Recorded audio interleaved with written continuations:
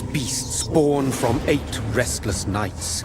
4 nails piercing the flesh of the sinner. 1 prayer for the summoned, called by this song.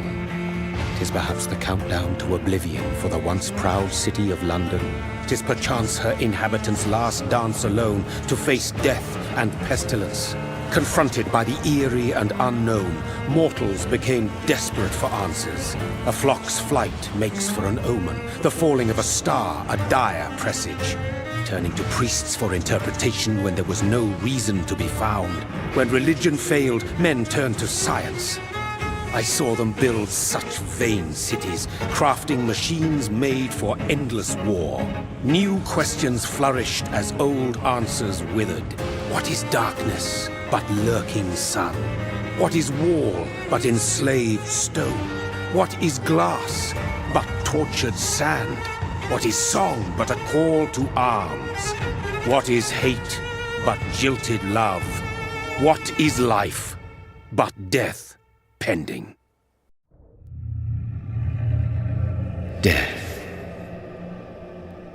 Since the apple was plucked from the sacred tree, mortality was believed to be God's punishment, a righteous snare to keep mankind from ascending to the stars. They were all so wrong. Death is not a wicked thing, nor some holy retribution. A true punishment would be to never know its sweet kiss. Awaken from the harshness and be born once more.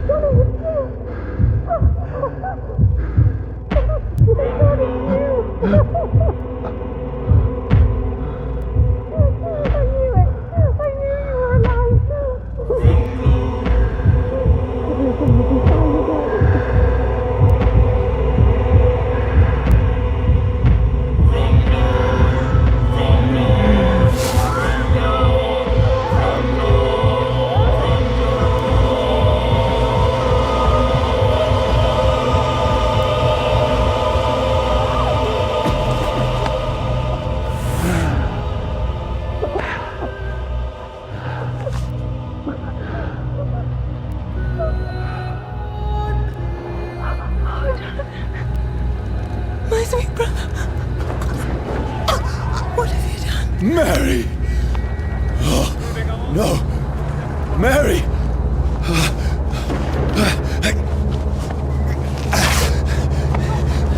Hold on! Please, hold on! Oh, God.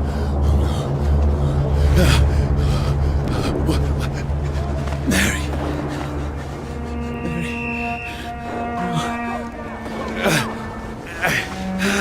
No!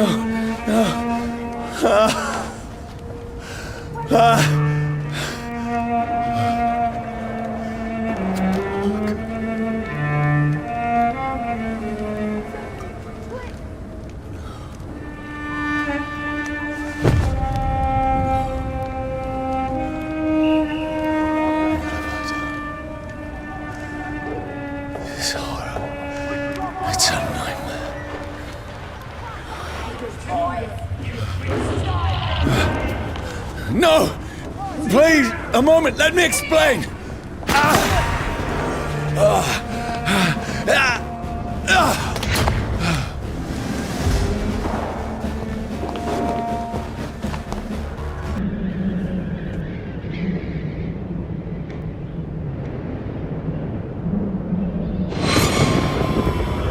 Dreams for the Red Queen that sleeps under crown of stone, that she might linger longer, her eyes as white as gold. Who goes there?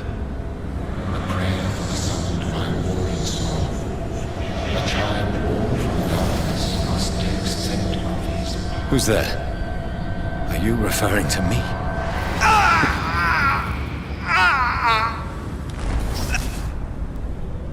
No! No! I still have so much to accomplish.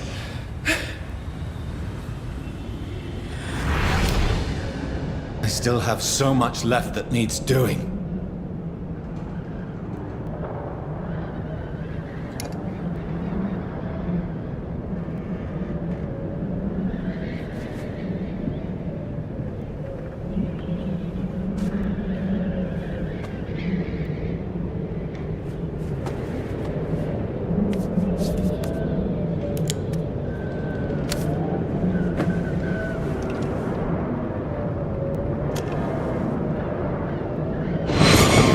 Johnny, this one's lost.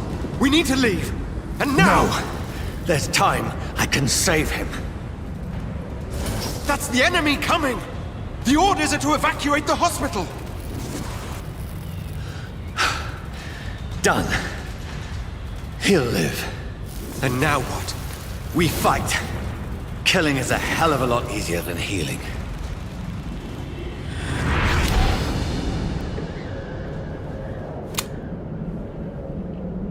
No, it never got easy.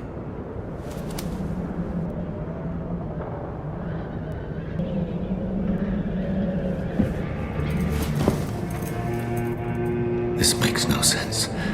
None of it. No sense at all.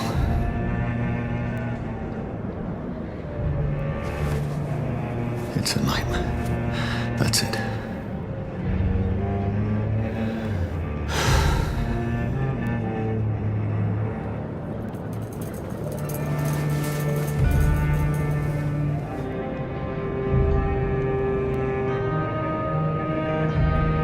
So be it.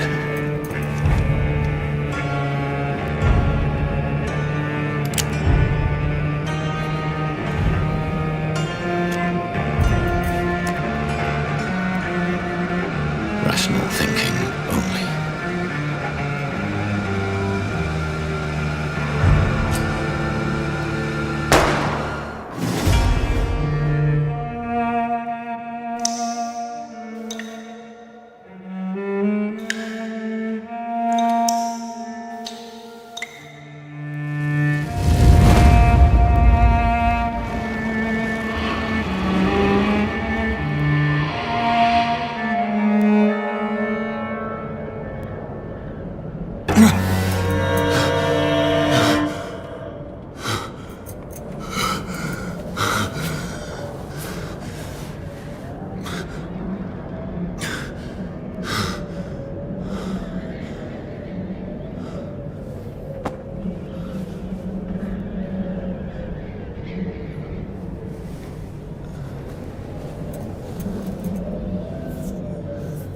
This is absolute madness. I've lost touch with the real. Madness it is, as mad as the moon, who changes blinding sunlight into a glowing reflection.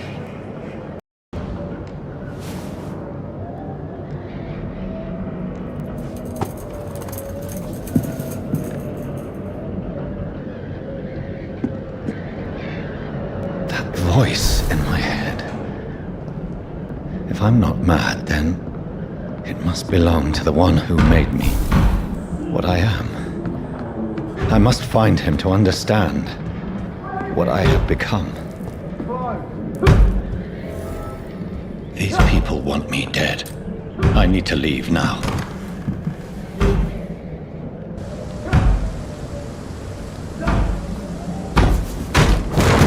Here's the leech. Here!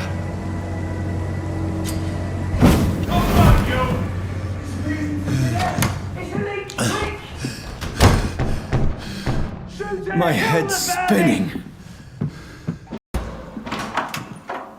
Slowly, vampire! Who are you? I mean you no harm. Saith the vampire. Present yourself! I need a word. With anyone.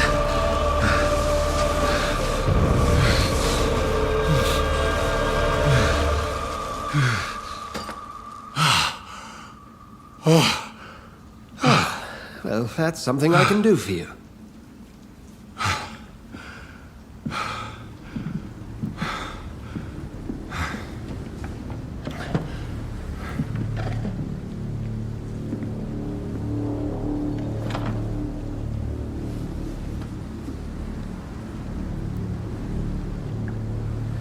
And who might you be? It's of no consequence. But why you are here is certainly of consequence, don't you think? That's none of your concern. Sir, you have entered my room in the middle of the night, pale as a corpse and shaking like a tree. So please, indulge me. Someone is molesting people. In fact, killing them. Biting them. The calling card of a vampire. Like you.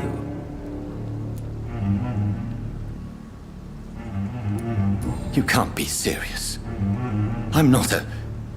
No. I can't be a vampire. Sir, believe me, this is very real. You are a vampire. Then if you are not a vampire, who or what are you?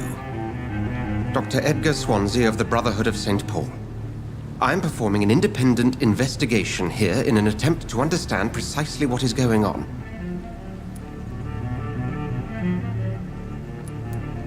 Then help me find the culprit. I may, if you'll first tell me why you opened this door. I followed a trail. The scent of blood from a recent victim. It led me here. You thought I was your aggressor. That explains a great deal. We're both chasing the same shadow.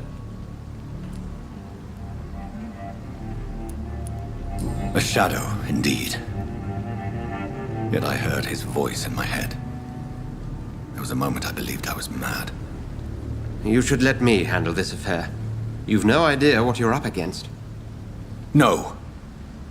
I will find the monster. He is mine. How will you do any better than I? But then let me ask you this. What are your intentions if you find the killer? I'll end him. Then I can only wish you good hunting. And pray we shall meet again.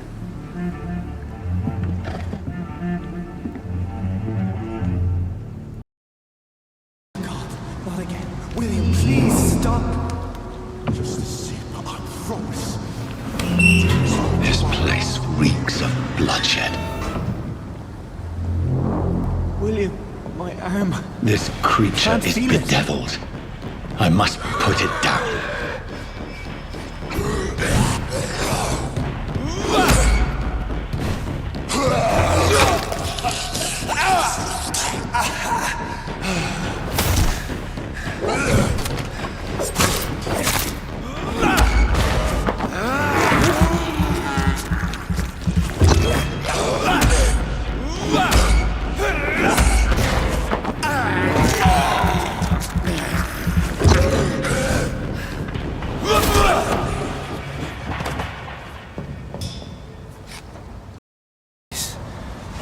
William was an honorable man. I could have saved him.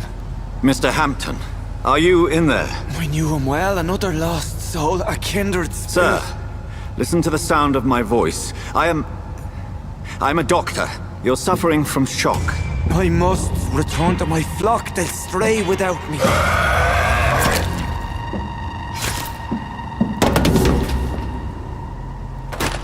Remember, certain skulls are every bit as resistant as we are. Who are you? What do you mean by Skal? You truly are a newborn. I should have realized. Wait. You are the woman from the bar. Are you... like me? Can you help me? I believe, sir, I already have.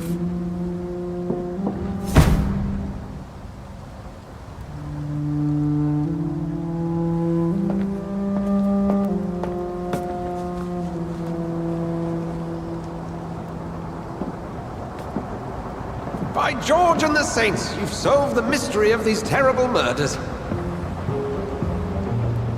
Patience, good fellows, I've come to offer help. Just give me a moment to secure my boat. We can leave this awful place. William was not the evil man they claimed. He was just taken by the thirst. He needed his drink. This man requires medical attention. We'll see he gets to the nearest hospital. No, please, I must tend to my fold. My flock needs me. There, sir. Go with the good Dr. Swansea. He's resourceful, and I'm sure he'll take good care of you. You'd best come as well. The sun is soon to rise, and you'll need a place to rest. I just need a moment.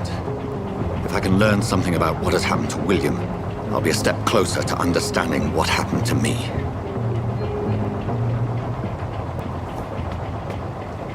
This poor creature can't be my maker. Could it be some subspecies of vampire? I must find a place to analyze the blood.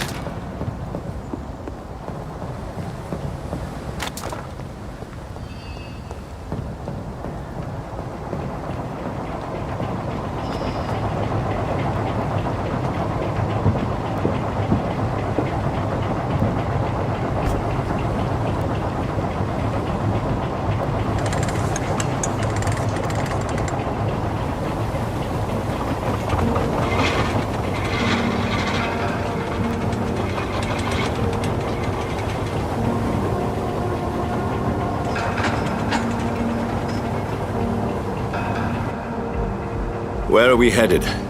We're on our way to the Pembroke Hospital. It's just across the canal. They'll have a bed for poor Mr. Hampton. William was... what manner of creature was he? Predator, prey, villain, and victim. Who can say? The important thing is that he's been stopped. Duly noted. And the woman? What... who is she?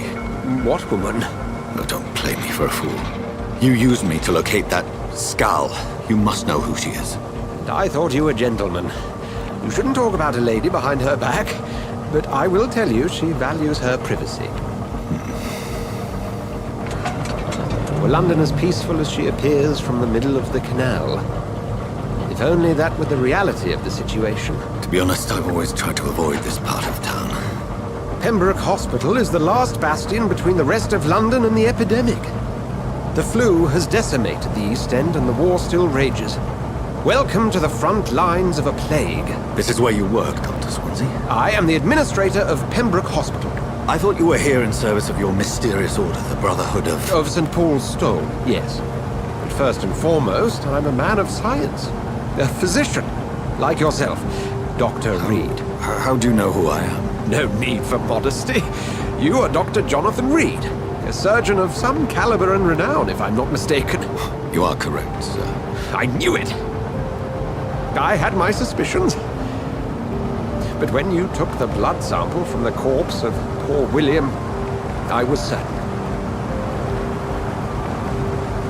Dr. Reed.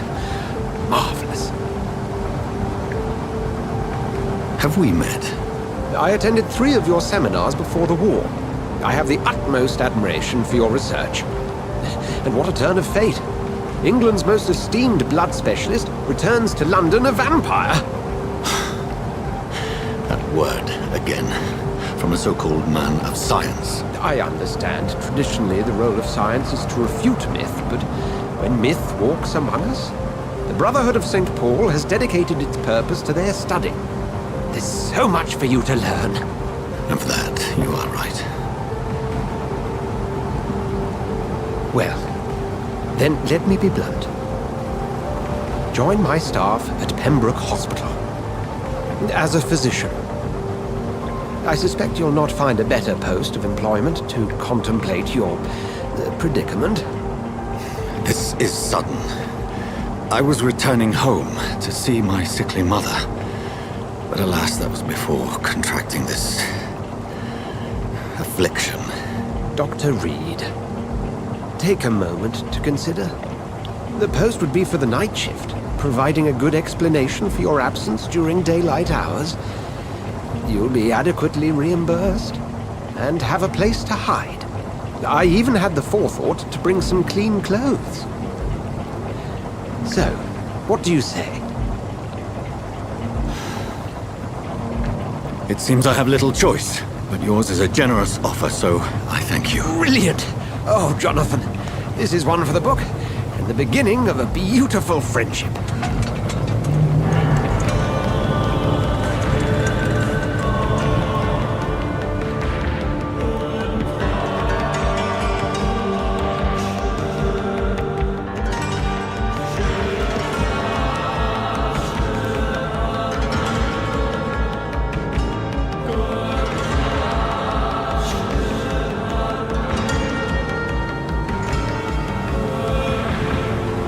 Dr. Swansea, thank goodness. I was beginning to be concerned. Worry no more, Nurse Crane, for I bring good news. Oh, Doctor, what a night. We lost 2 more patients. Nurse Scow said she couldn't take it anymore and resigned. Yes, well, I'll make a new rota in the morning. In the meantime, find a good bed for Mr. Hampton. Be sure to pay attention to his needs. Of course, Doctor. Oh, and Dorothy, Yes, Doctor? Dr. Reed here has just returned from the front. He served King and Country and will be joining us here at Pembroke. We're very lucky to have gained a surgeon of his talent, and one so experienced in blood transfusions. That is good news indeed, Doctor. Oh, yes.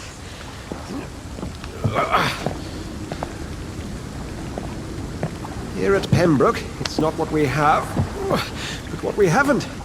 It's only thanks to Nurse Crane and the staff that our ship doesn't sink. If you have any questions, just ask her. Duly noted. Thank you. Your assistance is required, Dr. Swansea, immediately. Welcome aboard, Jonathan. We'll catch up after my rounds. Coming, Nurse Crane. I'm coming.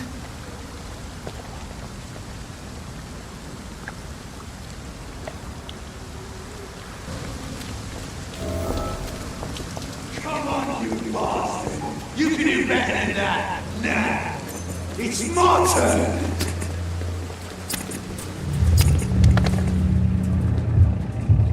Rotten or pristine, each heart contains the seeds of life.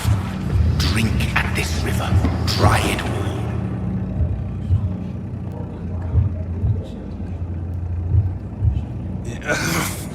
Oh, come on, you bastard!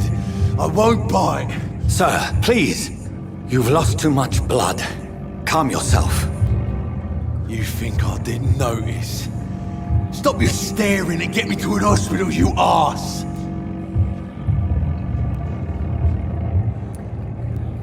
Insult me again and I'll put an end to your misery right now. Alright, sorry. I am in pain here. Me guts are spilling out onto the street and you're yabbering on. Yes. That's a very nasty wound you've got there. Take my word, I am a doctor. Dr. Jonathan Reed. Name's Clay Cox. I'd appreciate you helping me to a better place, Doc. Follow me, Mr. Cox. Let me assist you to that better place.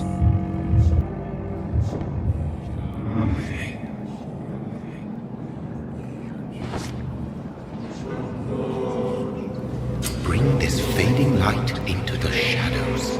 Dance with him the dance of life and death.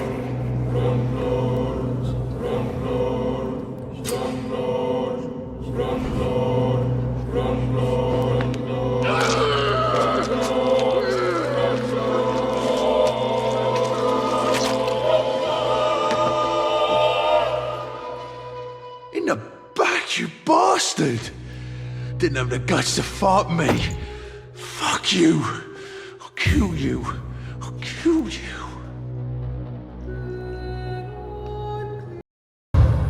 To taste a life, embrace its most intimate secrets. Such a burden, such a divine sin. Doctor, where have you been? I've little time to play hide and seek with new staff members, no matter how illustrious they may be. I apologize, nurse. I needed some time to myself. This has been the longest and strangest night of my life. You delivered poor Mr. Hampton from a terrible fate. The means to that end should be of little concern, Doctor. Thank you, nurse. What can I do for you?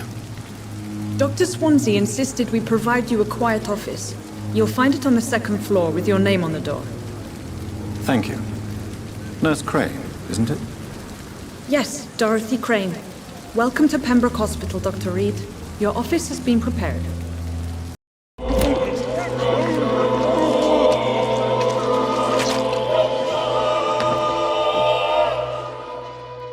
All I wanted was to go back to work, to take care of my children.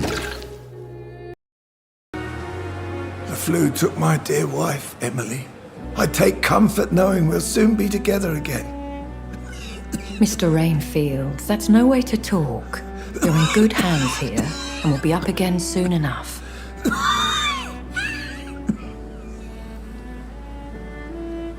Now do me a kindness and get some sleep. I'll be back round later.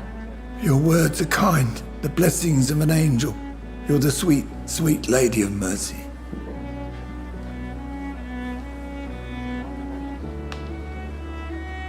Good evening, Dr. Reed. It's a pleasure to see you again. You seem surprised. Dr. Swansea has brought me up to speed concerning your recent appointment to Pembroke Hospital. You're a the lady who saved me that night, before vanishing into thin air. I remember you from the pub with Dr. Swansea. Indeed. Allow me to introduce myself formally this time. My name is Lady Ashbury. I remember you well, in spite of the brevity of our encounter.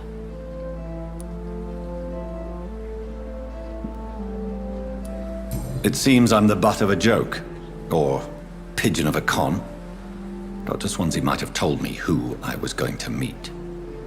I know you're a man of action, Doctor, but take a moment to contemplate the terrain. In this war, discretion is both weapon and shield. I hope you're more disposed to answer my questions now. You must have countless questions, but our rather urgent matter first. Swansea has explained. My cover, if you prefer, has been compromised.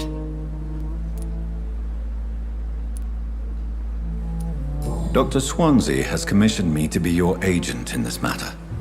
You could start by explaining what's amiss. These past insufferable weeks, I've been the victim of extortion. I've made a first payment, but the blackmailer grows greedy. I must refuse his most recent demands. Please continue. Every detail is essential. I'm your man. My embarrassment in this matter is eclipsed only by my shame at having put the hospital at risk. The threat from our anonymous scoundrel is clear. A list of dates. My visits coinciding with the dates of suspicious patient deaths due to massive blood loss. I'll take care of it. Do you know where I should start? If that was the case, I'd settle the matter myself. You could talk to our local gossip, Harriet Jones. Not a pin drops here without her hearing about it. I'll meet that woman now. My life, as others know, is in your hands, Dr. Reed. I'm sure of your discretion, but I do fear your powers of persuasion will be put to the test. When this is resolved, I'll be your obligé. I'll answer all questions in regards of your condition.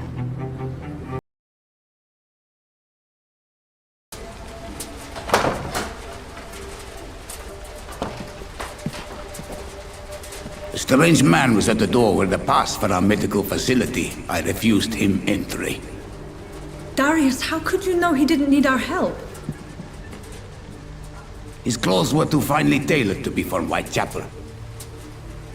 Perhaps just a friend of that stray poet who is always about. Richard Nethercott? No, not of the same cloth, this man. I suspect some machination from that journalist. Clayton Darby. Is he still asking questions? Yes. I saw him drifting around St. Mary's Church. I swear he is tracking me just downwind.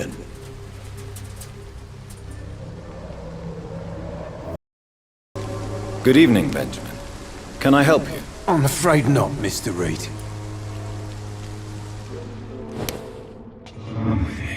Me?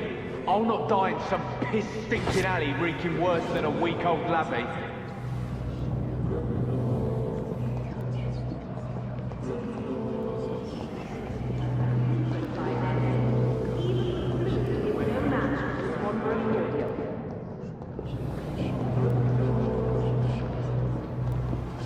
The Swanborough cordial can be the answer to all your problems, as long as you have the money.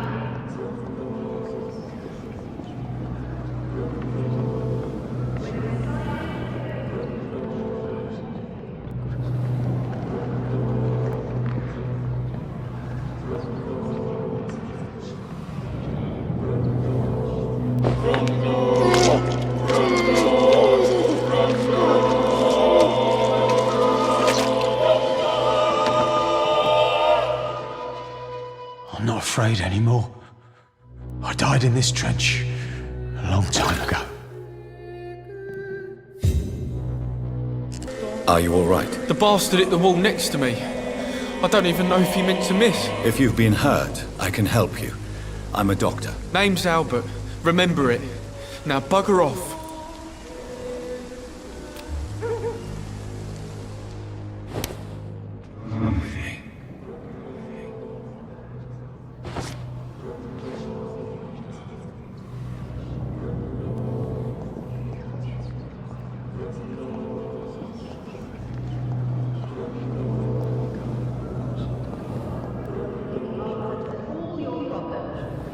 As long as you have the money.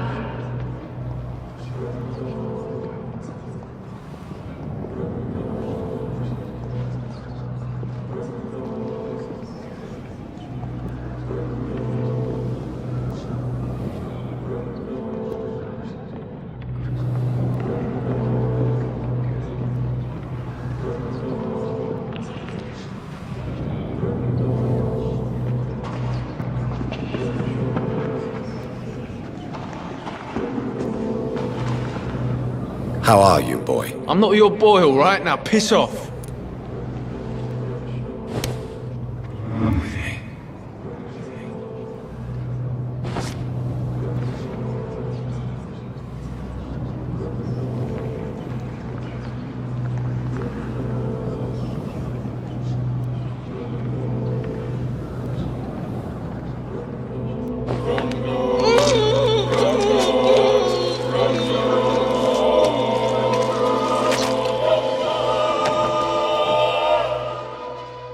No, not now. Not me, please. I'll be good.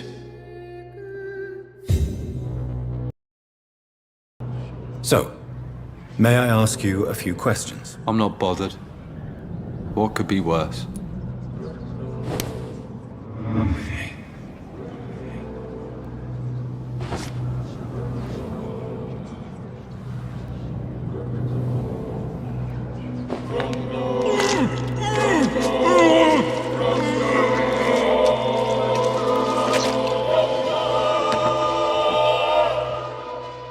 Death is so cold. I hoped it would be more meaningful. The mists of the dark drink your blood. Reclaim! It's a leech! Kill it! Bloody leech! Fuck, it's fast! No!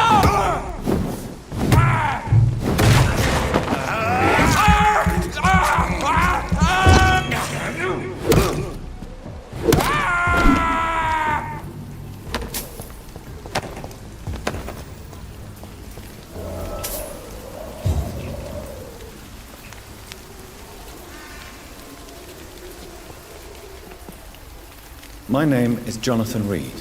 I'm a doctor. Who are you, miss? What are you doing here? My name in life was Thelma Halcroft, but it means nothing to me now. For I am a vampire, a creature of the night, and hunted like any beast. What are you talking about? What happened to you? They were tracking me, hunting me down.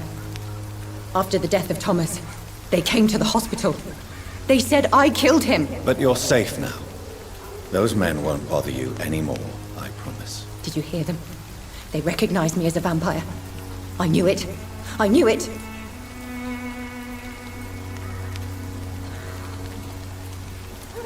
No.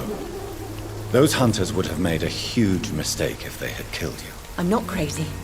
I knew there was something wrong with me. I need to tell the doctors about this.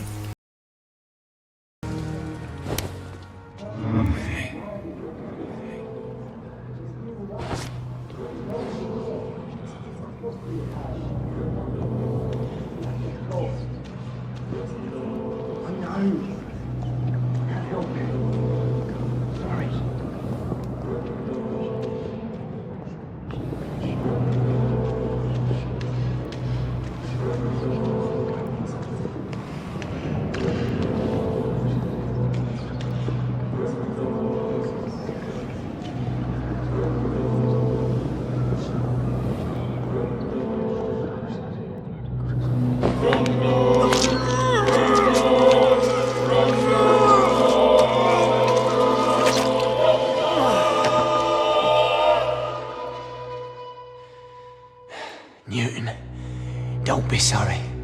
We'll meet again soon, and we will be serene and beautiful.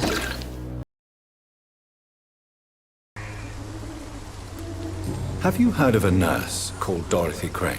Nurse Crane? So the bitch really is a nurse, then? Always thought she was just some crafty foreigner, that one.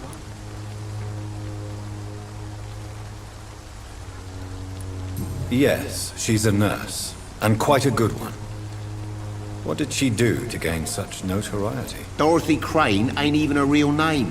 Something like Dorothea Craniu. Something like that. Came to England fleeing the war, I was told. That doesn't explain why she irritates you so much. Your precious Nurse Crane gives away medical supplies and prescriptions for free. I offered to sell it for a fair cut, but no. Miss Crane wanted to play the quiet saint.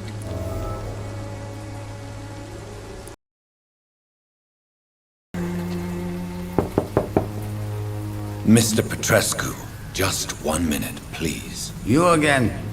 Go away. Sir, wait. Stop this nonsense. I know Nurse Crane is here. Shall we speak man to man, you and I? All right. Speak up. Don't you see we're on the same side? We fight to help the poor, sick, and abandoned. I'm nothing like you, Mr. Doctor. Yes, you are. You too believe in providing medical care without charge. You know what we have to sacrifice to make the world a better place. I have to admit your words have conviction. All right, I'll let you see, Dorothea. Don't make me regret this, though. What do we have here, nurse? Patient Raz Van Vasily. High fever running on 3 days.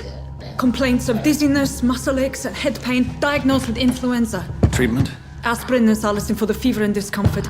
Liquids for dehydration, but he's having trouble keeping even water down. Thank you, nurse. Anything else I should know? He did lose consciousness this morning, but he's never had convulsions like these. He's not convulsing, he's choking. He's not getting any air. Scalpel! Hand me that scalpel!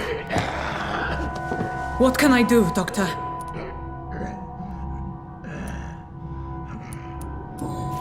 It's too dangerous to operate with these convulsions. Sedative, nurse. Do we have any anesthetics? I'm sorry, Doctor. None at all.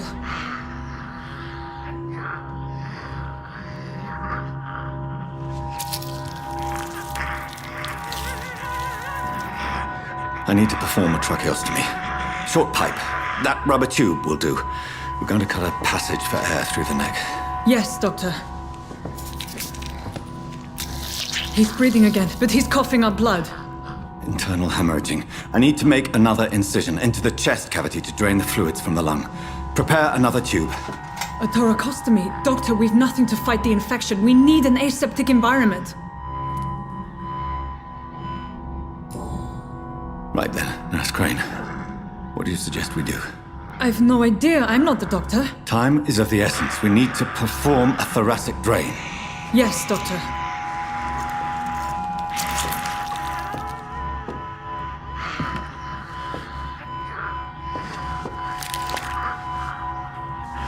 He's still bleeding, Doctor. I'm losing his pulse. The drain must have punctured the intercostal artery. There's too much blood. Are you all right, Doctor? I can't see.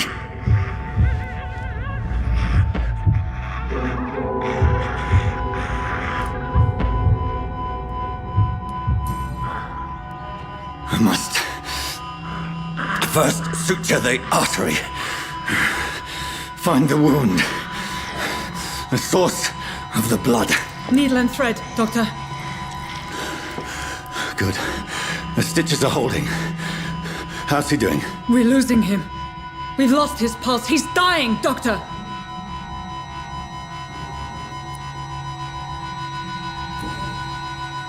Cardiac massage, now. Cardiac... What? Are you making this up as you go along?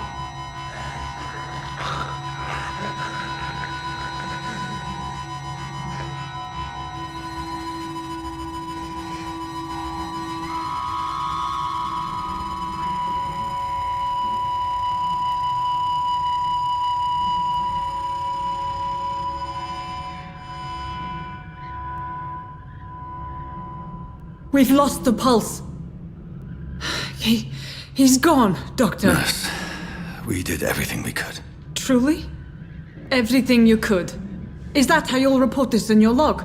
Is this how the war went? Piling up one poor corpse beside the next? This was not an influenza-induced seizure. I've never seen symptoms like these on the continent. Neither have I. But the previous symptoms leading up to this attack were the same, indistinguishable from the epidemic. No. There was something more vile in these reactions. Something primitive. There have been numerous reports of mental breakdowns caused by the fever that accompanies the flu itself, Doctor. Yes, but...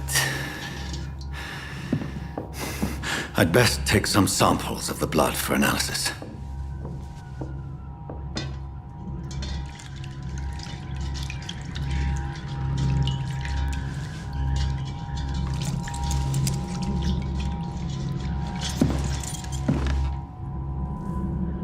I doubt you're here to test my bedside manners. I suspect it was more than intuition alone that led you to us. So, how might I be of service, Dr. Reed? I've come to put an end to this insufferable blackmailing, Dorothy. Doctor, you think your warnings scare me? I've stolen and plied, blackmailed and lied, but what else am I to do? I'm all these people have.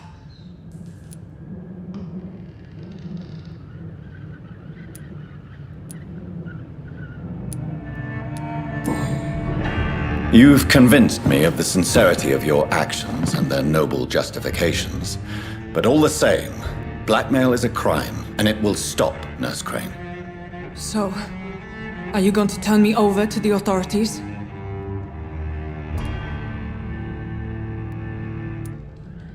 Nurse Crane, there is no question that the work you've done here is extraordinary, but this dispensary is incapable of coping with the outbreak. It's only a question of days before the situation at hand will overwhelm us. I cannot allow it. It's my duty to put an end to this immediately.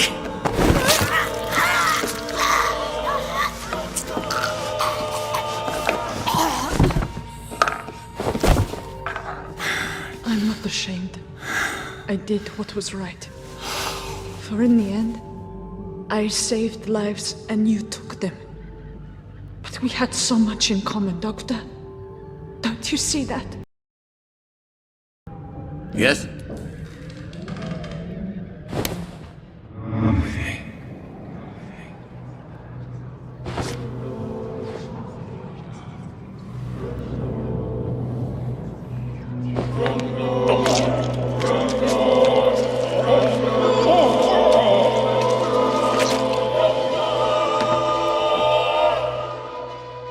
Who will assist Dorothea helping our comrades now that I die? Good evening, Miss Howcroft. How are you doing? Oh, I'm thirsty, Doctor. I feel decay rising in me.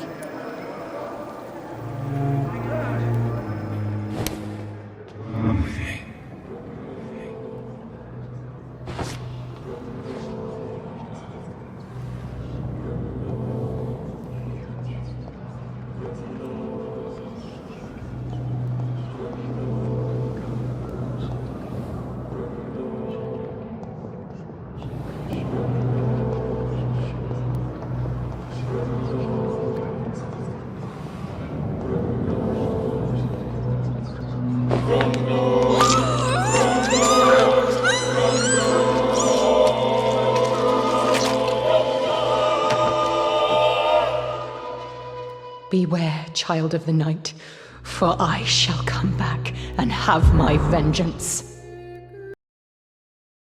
This hospital seems to be falling apart. I'm But in the all right. circumstances, I'm willing to give you Good the evening, benefit of Mr. the doubt. Goswick. I'm okay.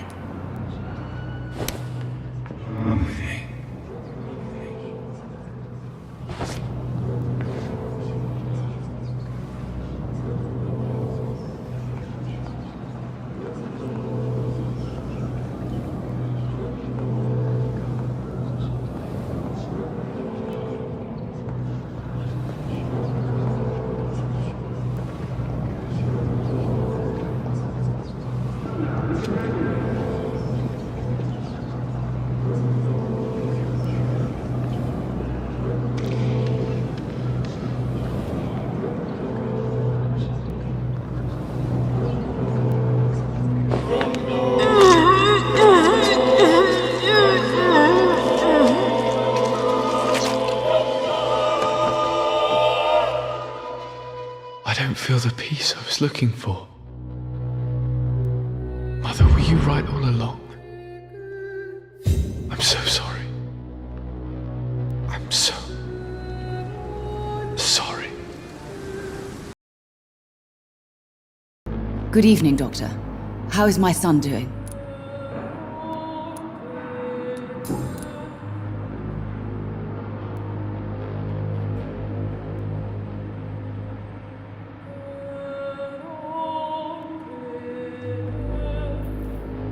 Do you realize your son could try to kill himself again?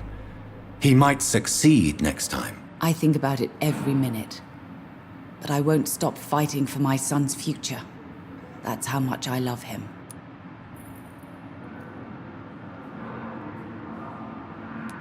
Your empathy is remarkable, but I fear that your son's decision to end his life has already been made. How dare you talk to a mother like that? Talk to me like that! I'm only trying to be honest, Mrs. Goswick. As painful as this fatal end may be for you, you have to accept this is a possibility. No, I'll never accept it.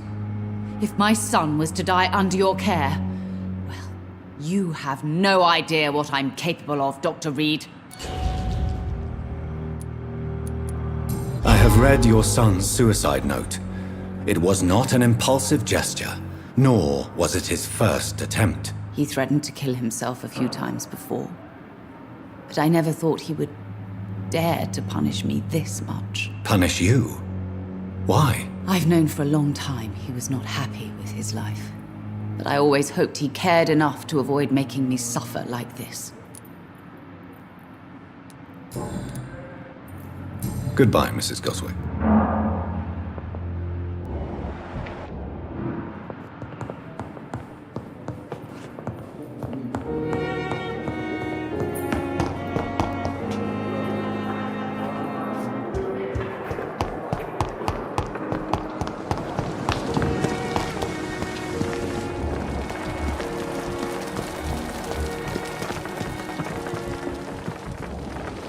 Good evening, Dr. Tibbets.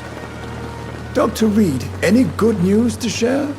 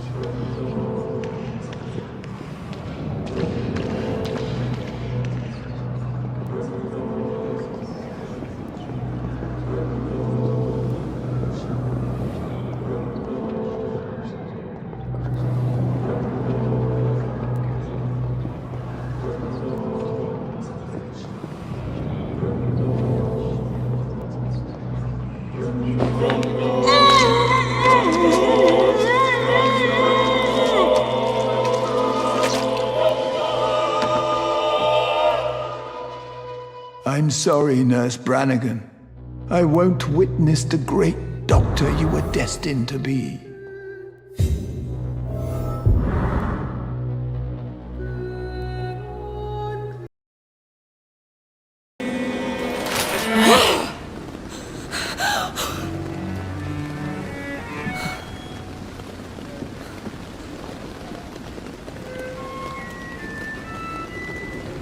I would ask you to avert your eyes, sir. Or did you not know it was rude to stare? I knew it. Speak up, Dr. Reed. I like a man who speaks his mind.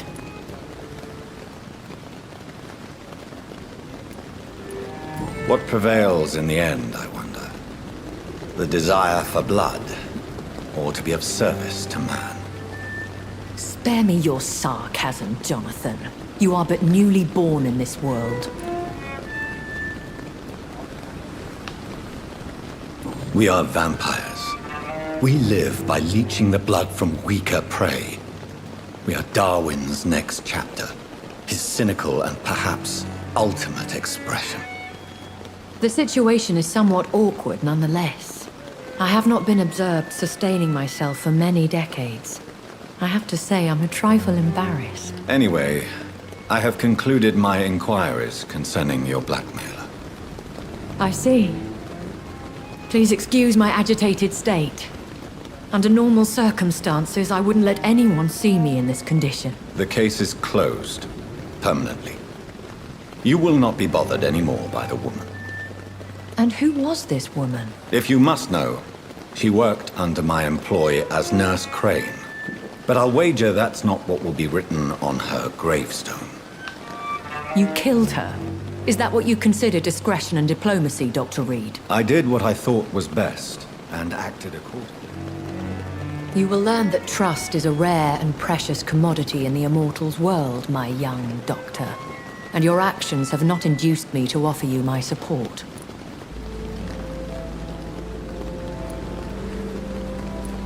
I bid you farewell, for now, my lady.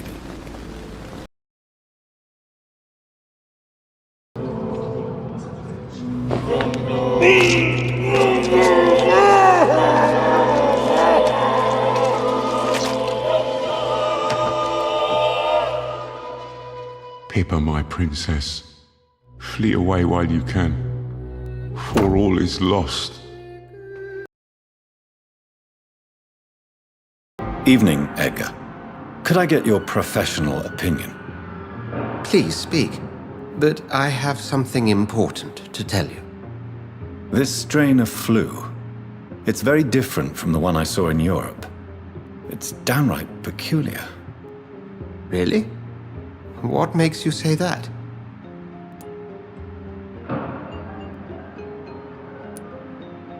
I've just looked at the blood of one of our recently deceased. I see.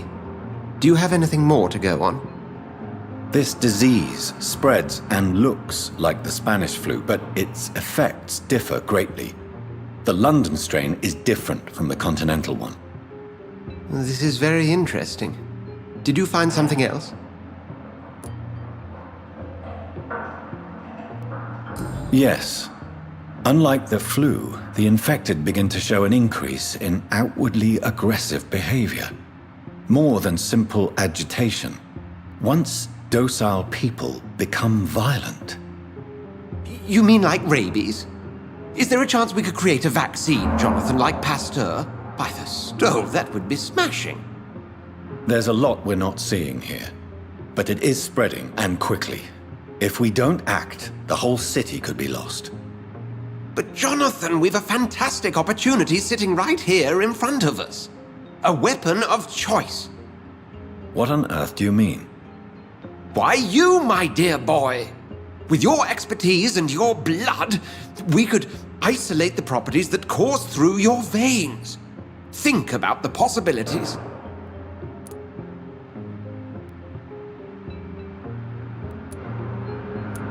I admit it did occur to me. Blood seems to be the common factor in all of this. I totally agree. We're in uncharted territory here. Maybe it's just wishful thinking, but imagine the possibilities. We'll discuss this more later. Thank you for your time. No, thank you, Jonathan. But as I said, I needed to talk to you. I have some rather bad news. Yes?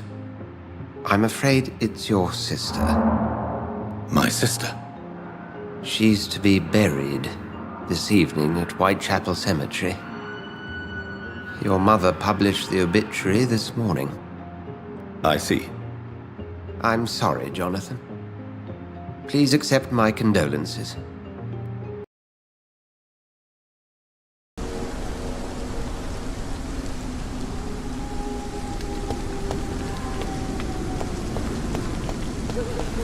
Since I can't reveal myself to my mother now, I must find a discreet spot to attend the ceremony.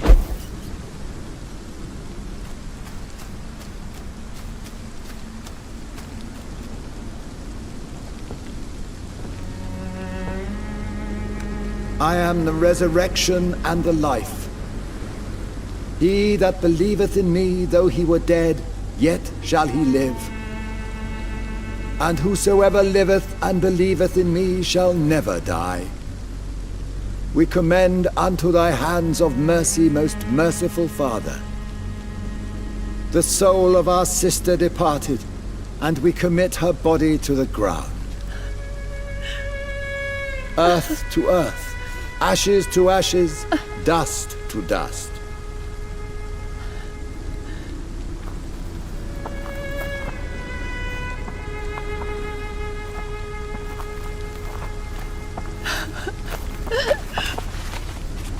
Why kill my Mary and stick her here in this cold, god-awful place?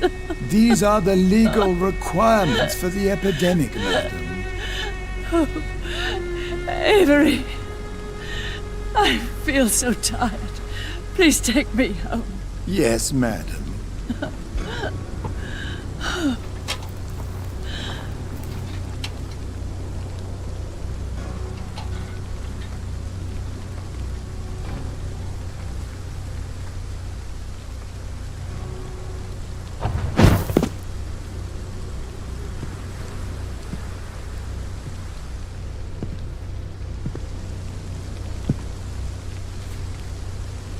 Oh, Mary. What have I done?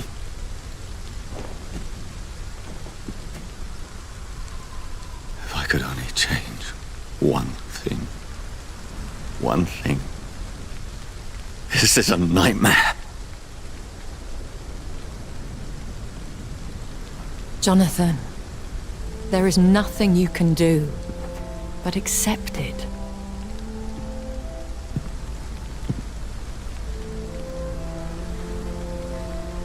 What brings you here? I thought you could use the company. I am so sorry for your loss, Jonathan.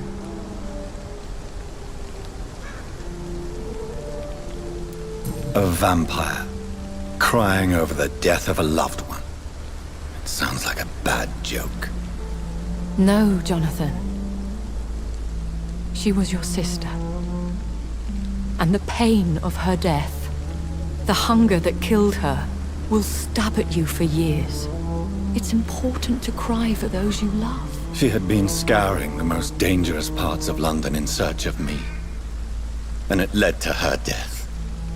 Jonathan, don't. I still hear her last thoughts. They echo in my head. Her mind shattered, and it haunts me. Jonathan, stop. Listen carefully. You must come to terms with this. You must learn to live with what happened.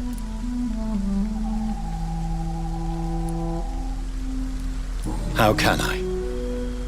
I've destroyed my family. My poor mother. I can't even console her. Don't you see? You're doing the work of our enemies, feeding your remorse. We are weakest when we grieve, and the guilt blurs our senses. And so this is why you're here. To warn me. You felt this pain yourself. You too have endured this. I don't want to lose you, Jonathan. I've lost so many friends. Loved ones I pray for Mary's forgiveness, if you must. I'm not a religious man. You should know that. This is not about you forgiving yourself. This is for her. This is you telling Mary how sorry you are. What should I do then? St. Mary's Church is not far from here. Go there and make your peace.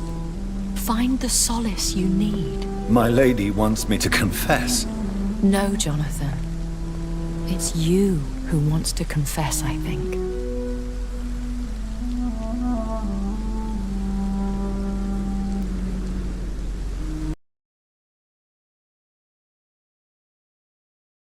And off to church he goes, a newborn seeking divine consent to lick the blood from the soft and pointy crown. Who are you? Make yourself known. Newborn, you reek of guilt and pointless compassion. Shed your skin, forget your old weaker self. What do you want from me?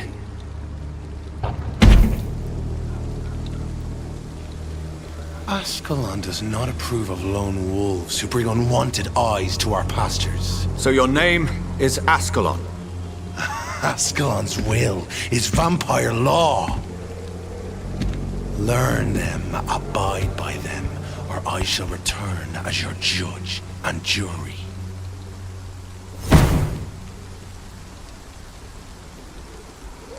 These immortals try my patience with their plans and unsolicited counsel.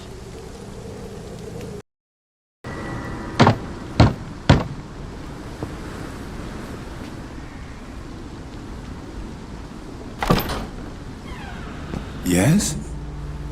What is it that you want? I'm sorry to disturb you at such a late hour. No worries, my son. I'm still quite awake, having just returned from a funeral. Yes, I know. I've forgotten what I wanted. I don't know.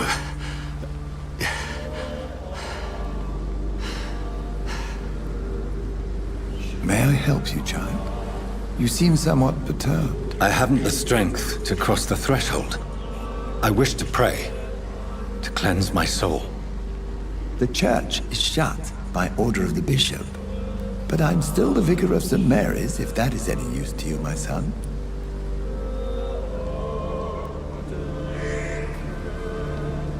I've no need for a kind ear, only a moment of peace in God's house. There are no secrets from God, my son. If your heart needs comfort, consider me your chapel. For I can be as silent as stone.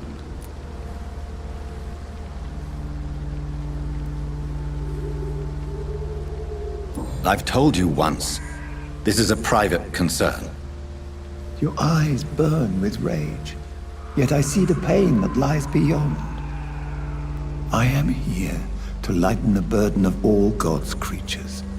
Whatever you tell me is between us and the Lord. Very well, priest, as you seem quite adamant.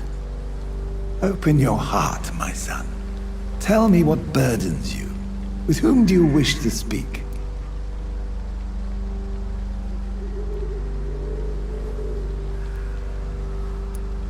Just know, I cared for her. You seem so troubled by the loss of this girl. What happened to her?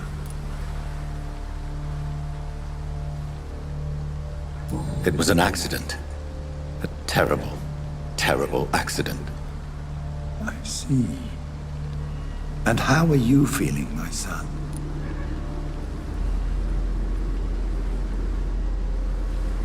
She died because of me. How do you think I feel? I have a final question for you, my son. This is of the utmost importance. Ask your question, Vicar. What would you like her to know?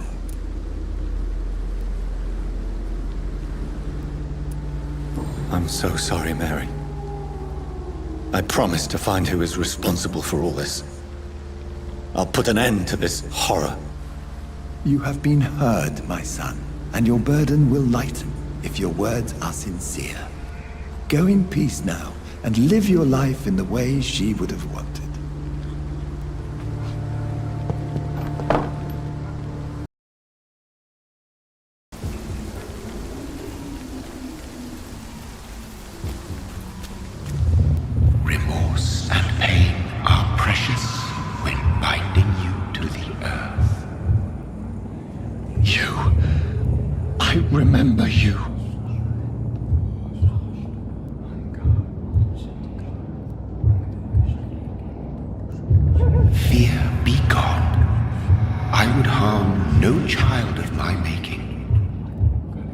This is your doing. You made me. Made me this creature. What are you? I am the land. You are our champion.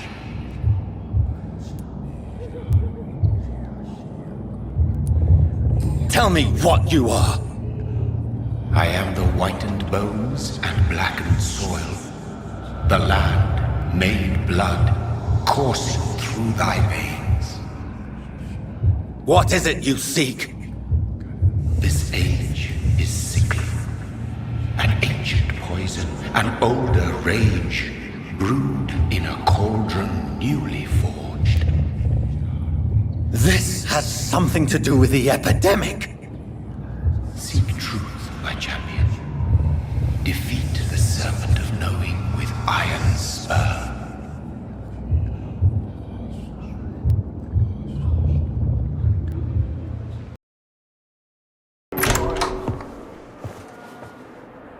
God protect us. You've got a leech in the hospital. Yes, my hospital. My mission is to heal while you go about warring. You've set the table for a snake. I wonder why there's venom in your food. I'm growing tired of your song. You're a woodsman, McCallum, not a doctor. Return to your hunt. Remember, I've a good nose for machinations. I can flare the scent at a mile. You can't hide from the god. Leave him, Jonathan. This is sacred ground. Neutral territory. And I just had the carpet cleaned.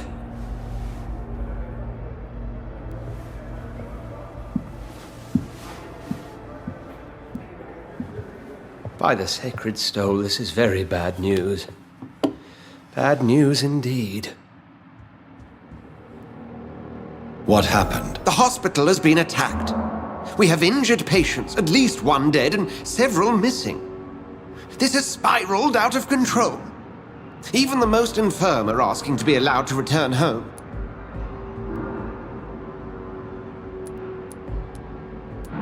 The hospital is chaotic as it is. No one will notice a few more bodies. Of course, you're right. But we cannot afford a public scandal. It would ruin us. We must restore order, and quickly. You mentioned a dead patient. Who is he? She, Jonathan. She was Miss Harriet Jones. I found her room like a slaughterhouse. Blood everywhere. The duty nurse is taking care of the mess.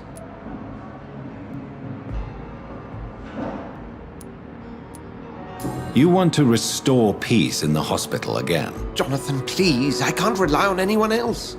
And this concerns you as it involves vampires. Someone has taken advantage of our more liberal tendencies here. In what way? Jonathan, I may turn my head when you or her ladyship indulge, but I will not allow this place to become a nest for street feeders. Please then, tell me. Sean Hampton, the man we thought we'd saved at the docks. It seems he was infected after all. So Hampton became more beast than man. Exactly. And now Guard of Prewen suspects the hospital of vampire activity. Do you realize what that could mean for us? Well, they are not far wrong. The hospital is almost crawling with vampires. McCallum is a fanatic. The Guard will stop at nothing. You don't know what they're capable of, Jonathan. Very well. Since I brought Mr. Hampton here, I will put an end to this. Why the long face, Doctor? How dare you welcome me as if everything is the same? We both know things have changed a lot, don't we? I'm still me in here, just more alive, as a Skal. It's a new beginning, Doctor. Since you left Pembroke, the amount of blood that has been shed, it's hard to believe you, Sean. Ask what you will. As the Lord is my shepherd, I will not speak a lie to you. Why did you kill Miss Jones at the Pembroke Hospital? Killed old Harriet? You must be mad, Doctor. Why would I do such a thing? People have been murdered. I've seen the blood. I don't believe you can be trusted. Have a little faith, Doctor. If you will follow, I will guide you to the light. How do you plan to do that? Take this key of the old sewers. The entrance is by the riverbank, south from here. There you'll find all the proof you need. I will not look kindly on you if you're trying to trick me. I'll be here when you return. If you still think I'm a threat then, well, I'll surrender myself to your judgment.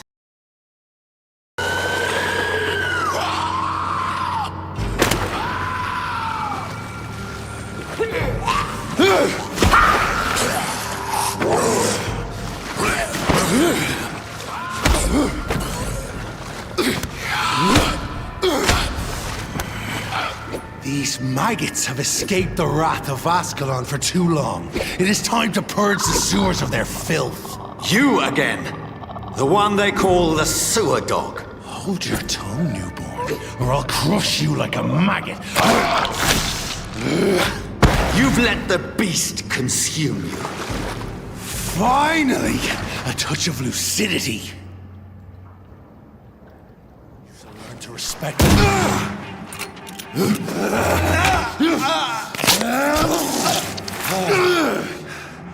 power you cannot comprehend!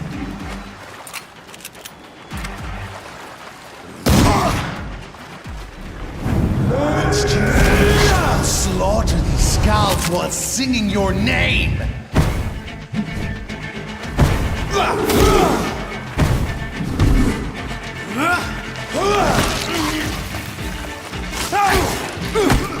Neck shall snap the hair's brittle bones, newborn!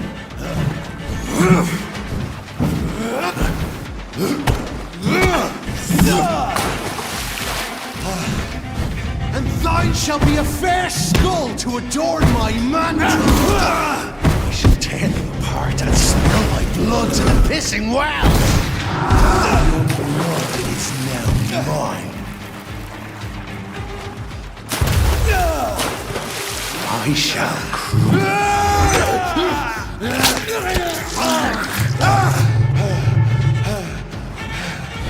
slow as a snail!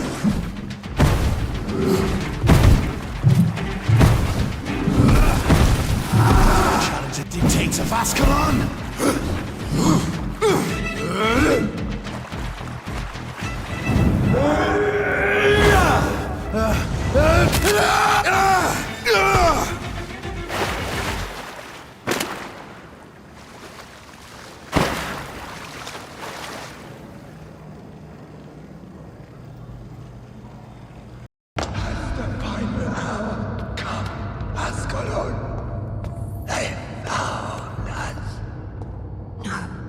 Safe we are, still. Drink now. Bless you, Bridget! This isn't the blood of a vampire, but it will quench your thirst. This is our domain, not yours. You've been warned. Wait, I saved you from this creature. That must count for something. Thank you. Now go. Go back to the streets and houses. There is no love lost between us, Vampire. But thank you. Sean Hampton sent me here. I believe he wanted me to find you. Who are you? If you must know, they call me Old Bridget. And this shelter is where we live. I'm Jonathan Reed. I'm a newborn Ekon. I'm afraid I'm not sure what's going on. I shall not bend a knee, young Ekon, but I sense your pain. Ask, and I will afford you my attention. Why was that creature after you?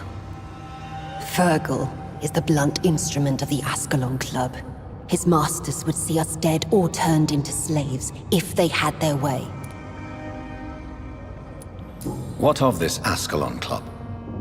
Vampire Society's elite in the Empire. They make the rules and enforce their judgment upon us whom they see as lessers. What the hell was that thing? He wasn't an Ekon or a Skal.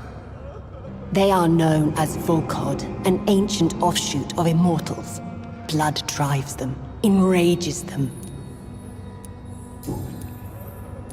So was it you that Sean Hampton sent me to find? Perhaps. The sad saint was always kind to us. He must trust you if he revealed our location.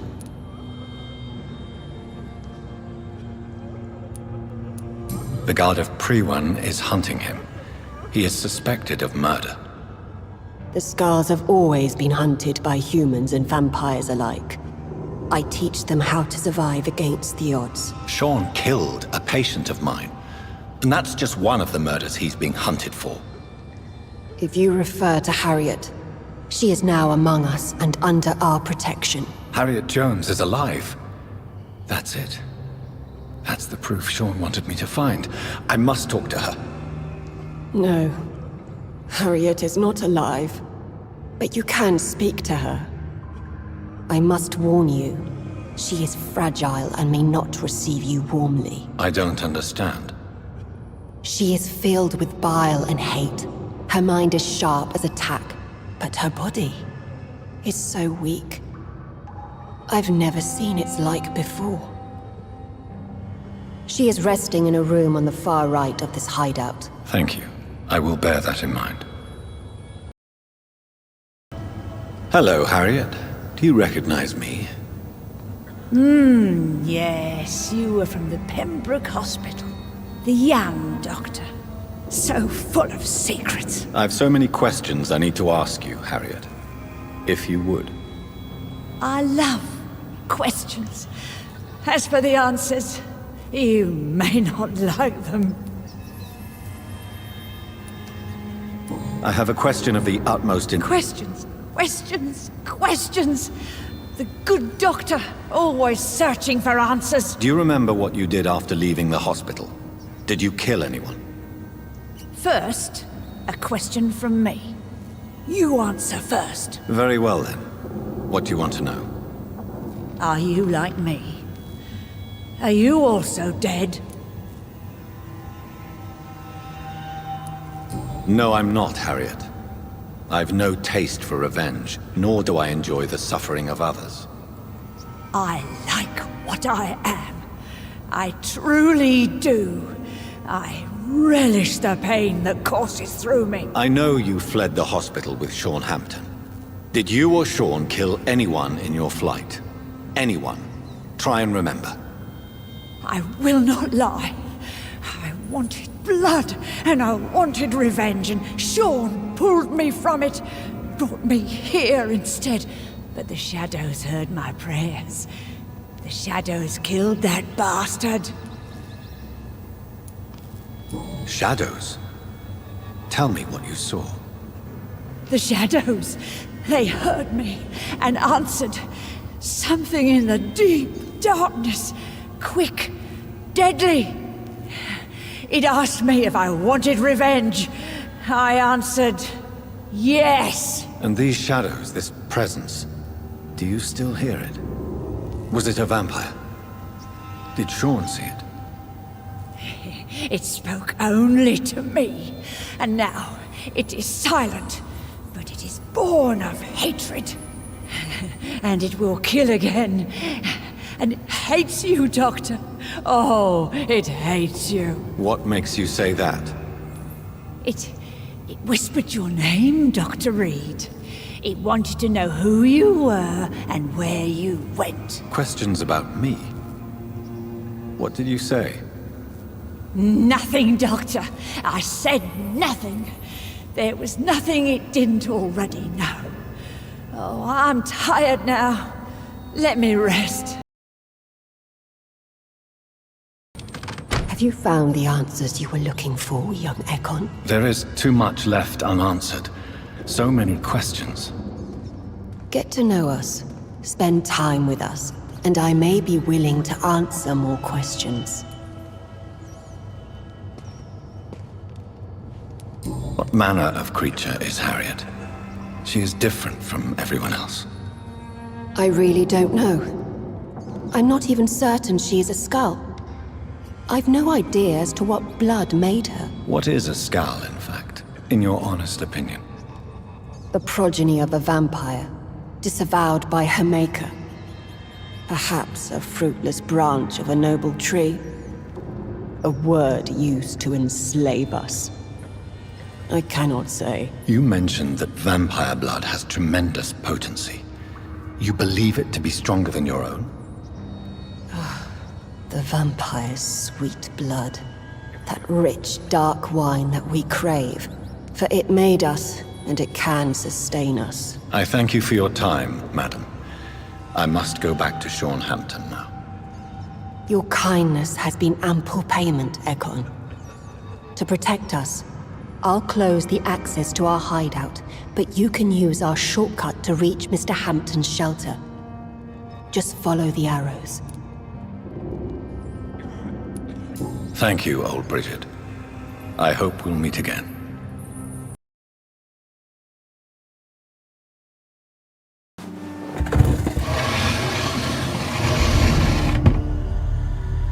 Welcome back, Dr. Reed. Would you like to take communion with me now? Sean, are you eating raw flesh? It is the sacred flesh of the mortal lamb. Our Lord's bountiful transmutation for the sustenance of his believers.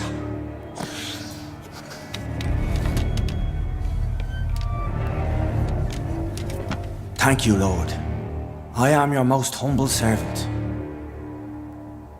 So, true to your word, you waited for my return. I told you, Dr. Reed, I was a man to be trusted. Did you have words with the poor Harriet?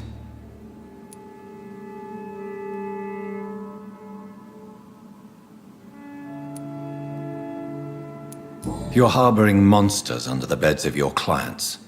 That takes some nerve. We are God's children, Dr. Reed, one and all, and he's determined to save us.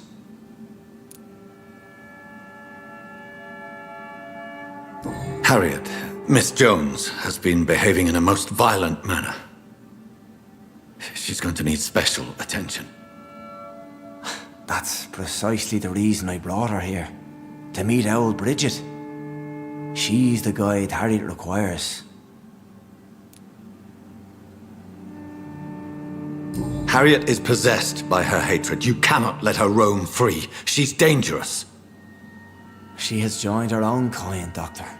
Old Bridget is a saint to the younger Scals, guiding them to salvation and peaceful existence. I believe I've learned all I need to know. I'm certain you've killed no one, but one day I believe you'll cross the line. Logic is a false prophet. Faith is the only path to salvation. What do you mean? We have been blessed with God's eternity. We are the instruments of his divine will. We shall feed the hungry forever and ever.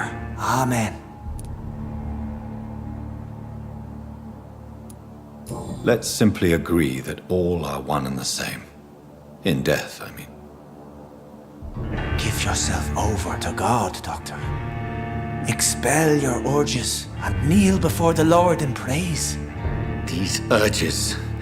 You know the hunger will never be satisfied. I've come to embrace the everlasting craving.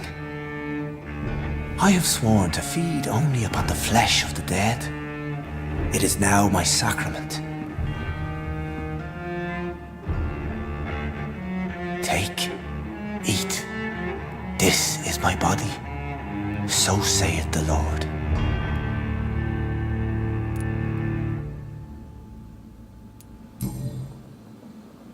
I really would like to believe your fairy tale.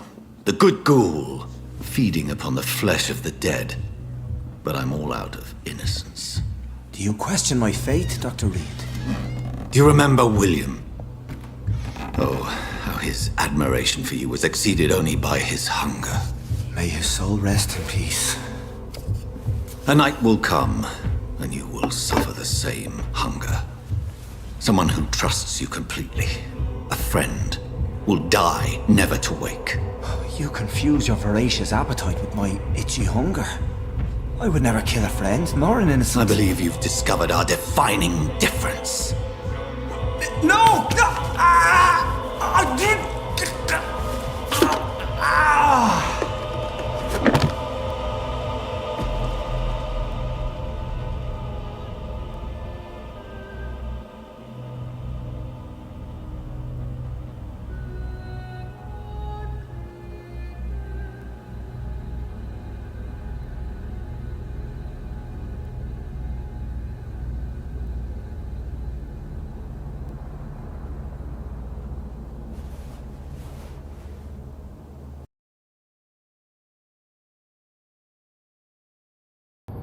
I'll go back to the docks.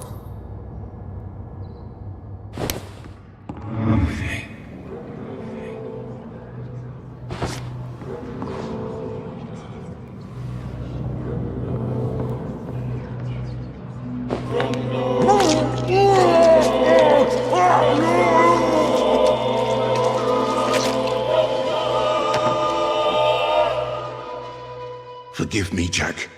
If I had stood by your side, we both could have changed things for good round here.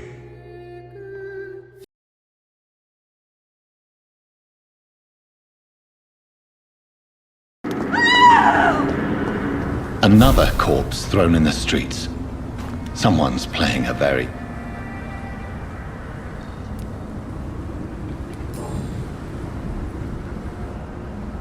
I know this brooch. This is my mother's. A birthday gift from father.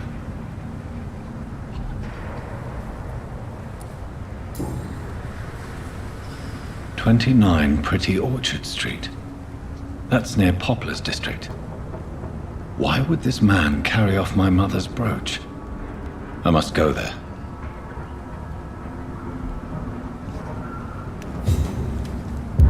Glad to see you again, Mr. Reed.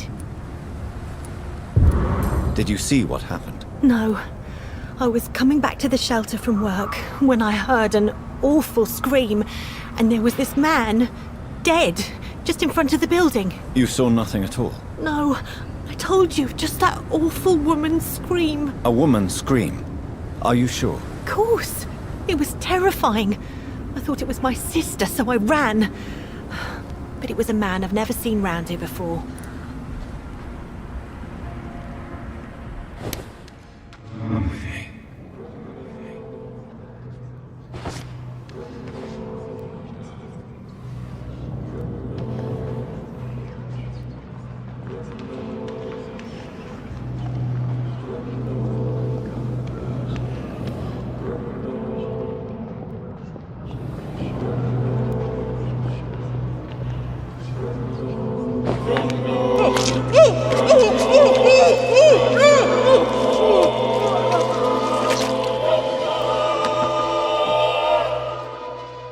My poor sister.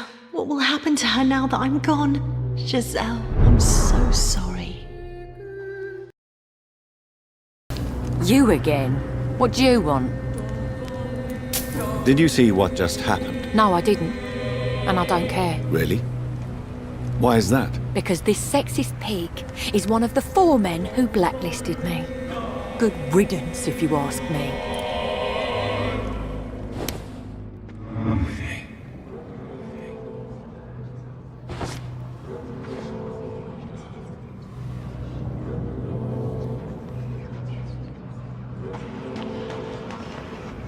Good evening. Dr. Reed, can I be of any assistance?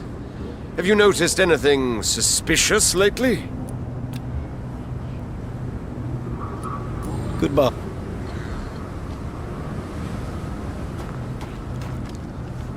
You again? Did you see what just happened? No, I didn't. And I don't care. Really? Why is that? Because this sexist pig is one of the 4 men who blacklisted me. Good riddance, if you ask me.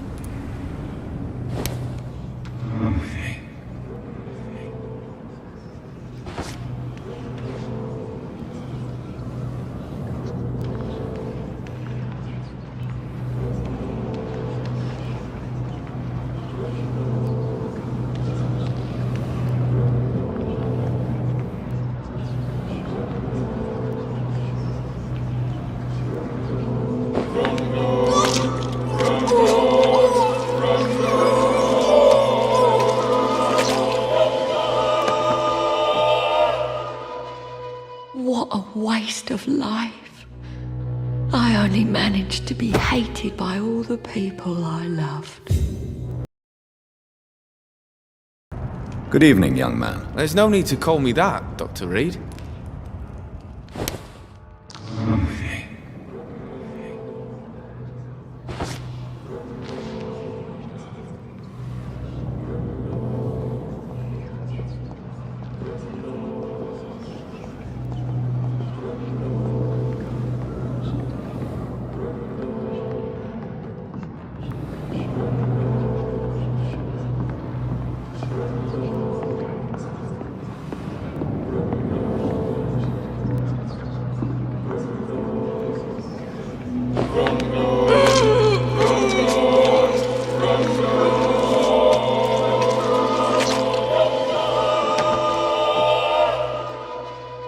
was just pretending.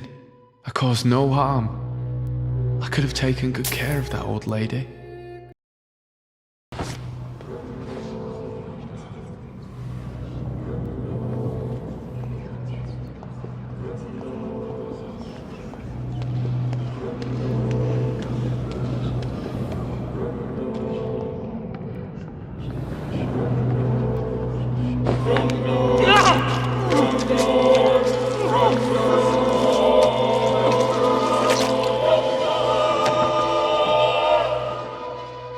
You tricked me good, Doctor.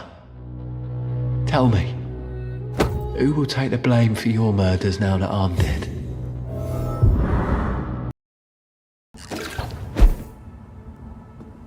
"29 Pretty Orchard Street. This is it. What's in there for me?"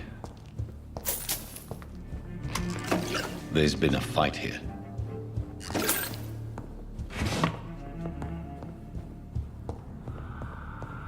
This window was shattered with violent force.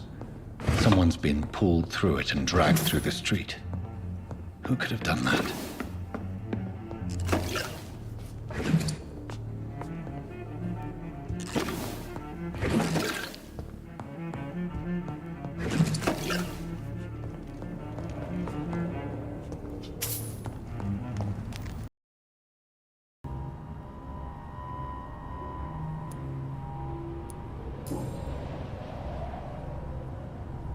This is the very flower my mother tossed on Mary's coffin.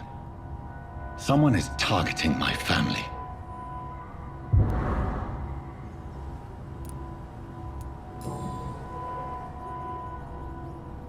Her shoes and clothes are quite worn out.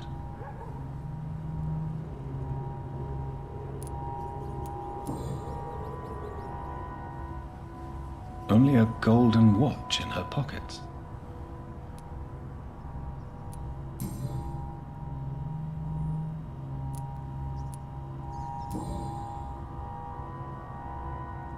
The marks on this woman's neck were made by the fangs of a vampire.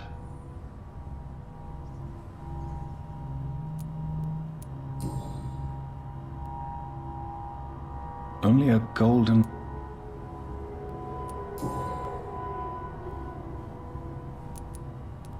I see you.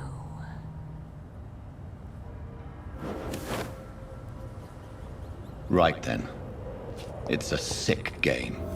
But given no choice in the matter, I might as well win it.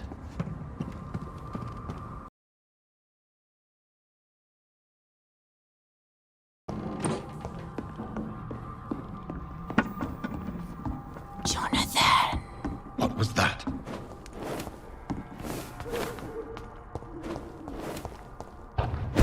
I won't let you escape. Very fast, but I'll catch you.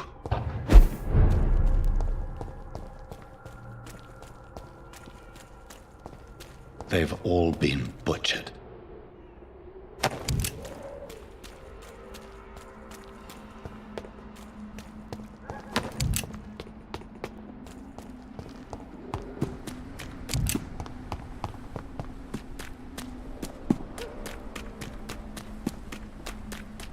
I can still sense a presence.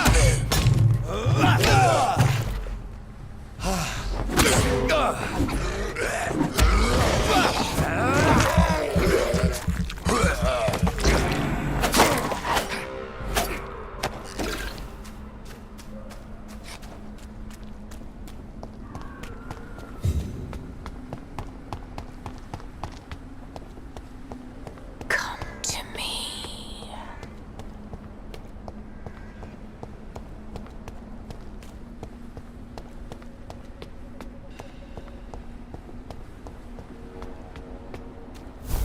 In the name of Christ, someone help me! You! What have you done? Vicar Larrabee, what happened? Demon! Hell Scourge! Son of perdition! Vicar! Jonathan is no demon. He's just a loving son, returned from the dead. Like your Christ, Vicar. Mary, it has been you all along. Oh, it's me, all right, precious brother. Why did you lure me here? I'm gathering the family. For a final reunion. All smiling, all dead. Thanks to the good Dr. Reed. Mary. Mother? Say hello to your son. Hello, Jonathan. Mother, What do we have here, Mother? The prodigal son has lost his tongue. Our Jonathan always had the first and last word at dinner. The entertainer, the star of our show. Mary, let me explain. Shut up. It's my turn to do the talking. I have this nasty hole in my chest, Johnny. It needs to breathe. Right then. Speak. My prayers went so long without an answer. My husband killed in France. My child carried away by the flu. My brother promising to return in his letters, then disappearing in thin air. I went from hospital to hospital, cemetery to cemetery, grave to grave. I've lifted every stone in London, searching for an end to the nightmare. And there you were, in front of me, on a dark pier. It was the hunger. You know it now as well. The joy to have finally found you. I longed for your arms, a final happy ending to so much tragedy, to tell me all would be well again. As you did when we were children. It was this filthy dock where you greeted your sister. I dug a tunnel from my grave with my fingers and teeth.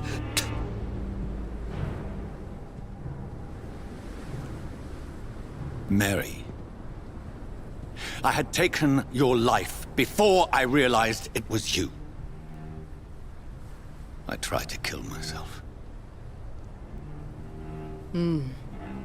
But you failed in your attempt.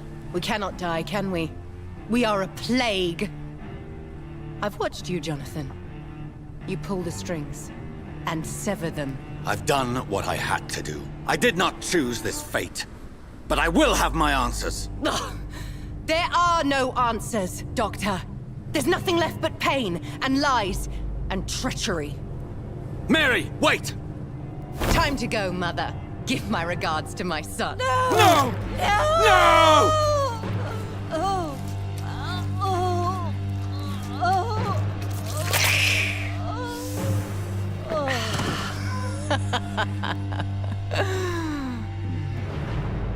This is what I do to those I cherish. Can you imagine what I have in mind for you? I'll destroy you! Finally, we hear the truth!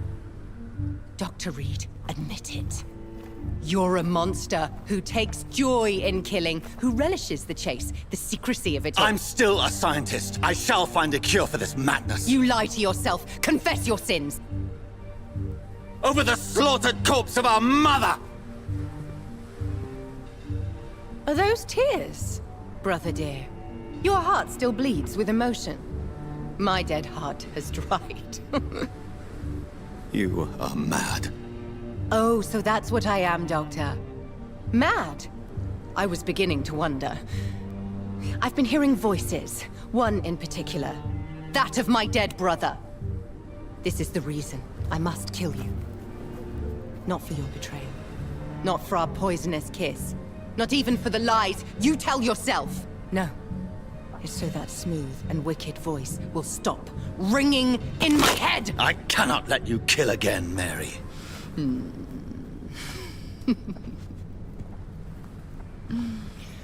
Time to die, brother. And this time for good! You left me to rot!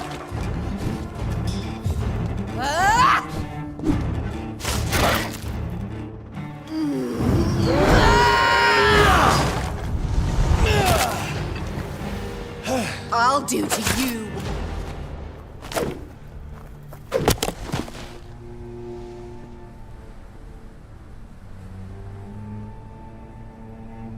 Well, brother, it's time to bring this conversation to an end. Forever. You know I will not play this game. Calm now, Doctor. Like a rabid dog. Or think you're performing an autopsy. Don't be ridiculous. I'll kill them all. The kind Dr. Swansea. The sweet little lass with hair of red.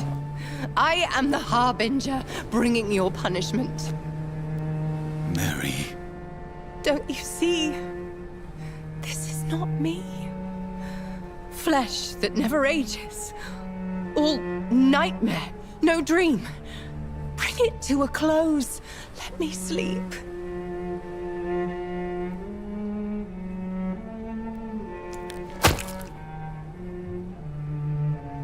I will find a cure, Mary.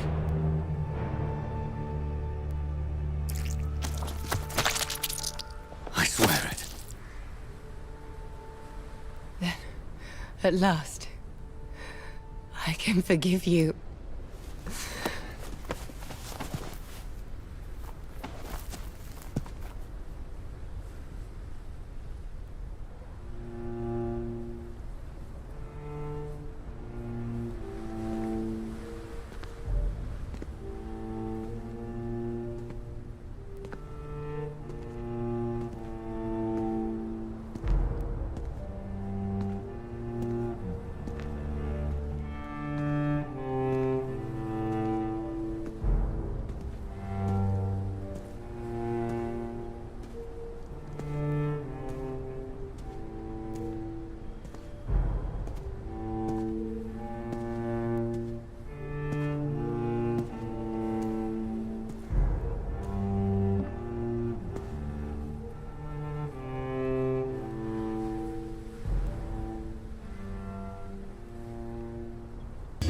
Blood. As I shed one last red tear for my fallen sister, I realize the entire world now revolves around this singular word. The epidemic that has stricken London is not the Spanish flu. It is transmitted through the blood, via violent biting, turning survivors into frenzied immortals. I am Dr. Jonathan Reed. I am a vampire, born anew into an age of death and pestilence. While plotting factions close in around me, I am sworn to find the source of this epidemic. I am convinced greater perils are still to come. I know the answers I seek are hiding in our blood.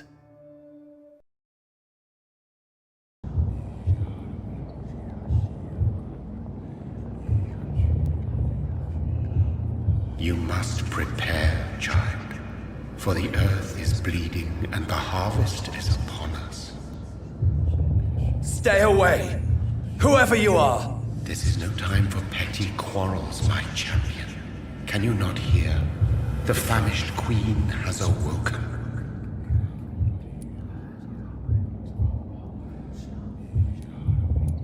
I insist you be quiet! Son, do you not see? You are the healing balm. I had to kill Mary. I have known your pain, child. Do not succumb to... Silence! I dismiss you, now! The land calls for a champion. All and everyone needs you. Silence!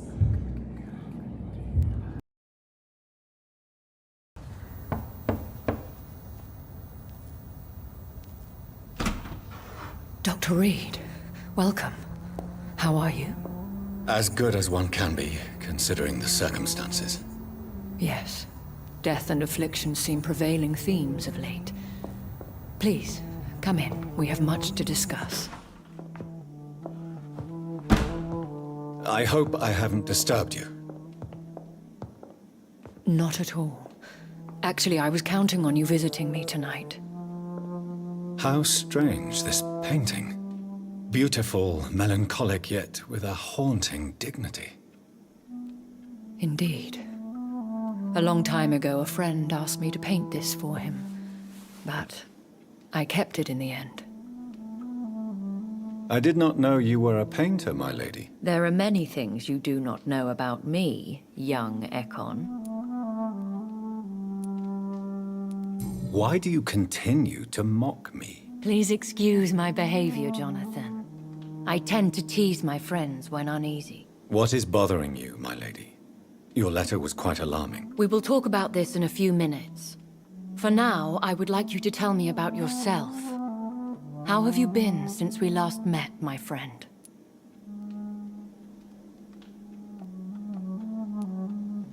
I think I should ask the questions, your ladyship.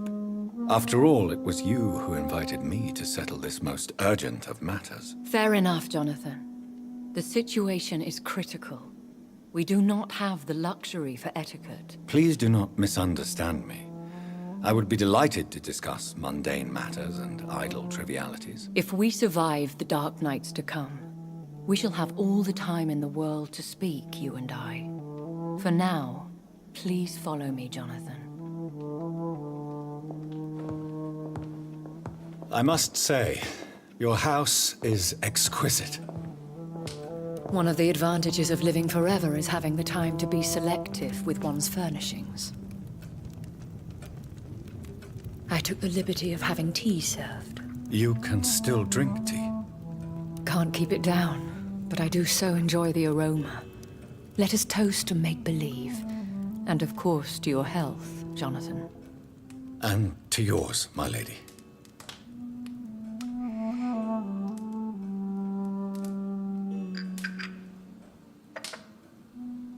Please, call me Elizabeth. So, my lady, why, truly, did you invite me here? I've been asked to deliver an official invitation to meet the Ascalon Club.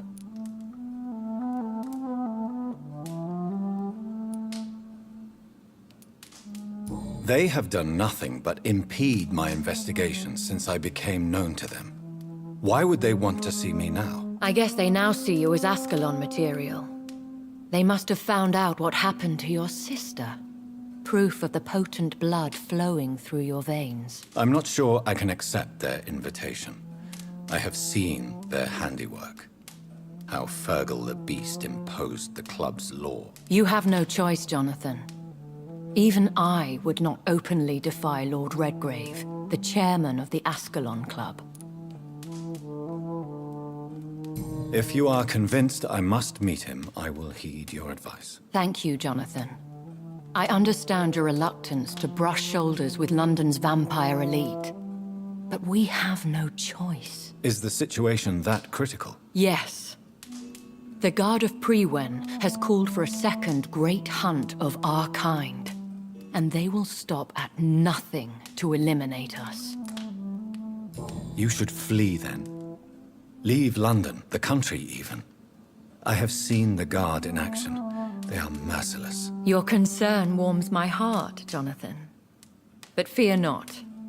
If the situation gets too dangerous, I shall retreat to my secret Scottish manor. I could hide you in my luggage, if you wish. Thank you for the offer. I shall keep it in mind, but I have much to do here. There is a question I must ask you. Could Lord Redgrave be my maker? I doubt it. If Lord Redgrave had made you his progeny, he would not have seemed so surprised when you demonstrated the strength of your lineage. One day soon, I will have to find the answer to this mystery. And I shall help you in your research, I promise. For now, you must go to the Ascalon Club and play their game. Will I see you again at the Pembroke Hospital? No, you will find me here if you need me. I shall conduct inquiries alone, and we can then share our discoveries. I want to thank you for all your support and your help, my lady. Could you do me a last great favor and call me Elizabeth? I should be honored, my lady. Then it is settled. Finally, some good news in these dark hours. Thank you. I appreciate the advice. I had best prepare myself to meet this Lord Redgrave now. How thrilling to meet the Earl of Bristol in the flesh, so to speak. Something tells me you're not very keen on the man. Don't get me wrong. The gentlemen of the Ascalon Club are honorable, but their attitude and opinions are somewhat antiquated. I see. As long as they deny access to female applicants, I will leave them to their antediluvian considerations as to the natural order of things. Jonathan, promise me you'll be careful. Of course. But why the fear in your voice? Look at me, Jonathan. I am. I mean, really look at me, young Ekon.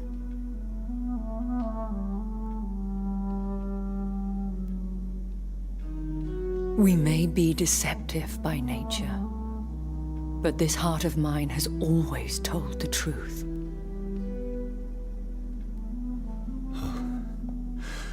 Elizabeth. Go, my friend. But come back to me soon.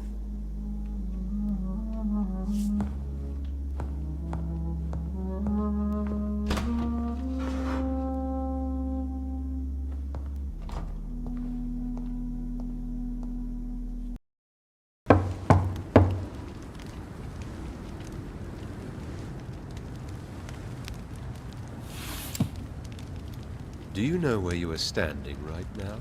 In front of the Ascalon Club, I presume. The Ascalon Club only summons or ostracizes. What is your business tonight? I received an invitation. I'm Dr. Jonathan Reed.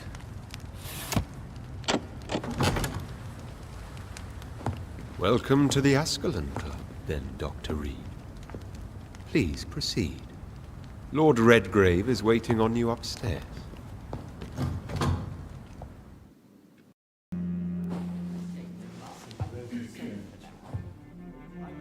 Good evening. We repel the intruders for now.